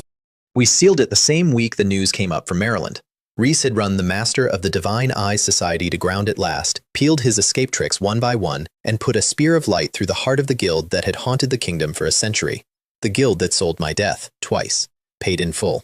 I stood on my wall the evening that news arrived. Below me, the lamps of Stormwind came on, street by street, 10,000 of them, every one a person who'd been thrown away by somewhere else. Behind me, 3 years, the panel and the bar fight that started it, Barnaby's ceilings cracking off him. Alden's Valley, and the wall of names I still read aloud every festival. Lyra at her post because she chooses it, the twins arguing over the last sweet roll. Magnus's line continued, my wife's laugh in a poison swamp in hell. Ahead of me, the extermination war, with my name now written into its order of battle. A duchy backed by the Scythe Shadow King, which knows my province found its worms. A prince of hell who owes me an avatar. A demon count who owes me a death. And a lord of shadows whose door I helped brick shut, all holding my scent. And in my pocket, the road to the 9th tier, wrapped in a crown's IOU, payable in a war against Hell's own franchise. They sent me here to be a quiet casualty on a far border. 3 years on, the border answers to me, and the far side of the map is where the kingdom now sends its hopes. Survive. That was the whole plan once. One word, scribbled by a dead man in a carriage. Plan's done. The one I'm writing now doesn't have a word for it yet. But Hell has a copy of my invoice. The crown owes me a dynasty, and my bear drinks before noon when a war is coming. It's drinking now.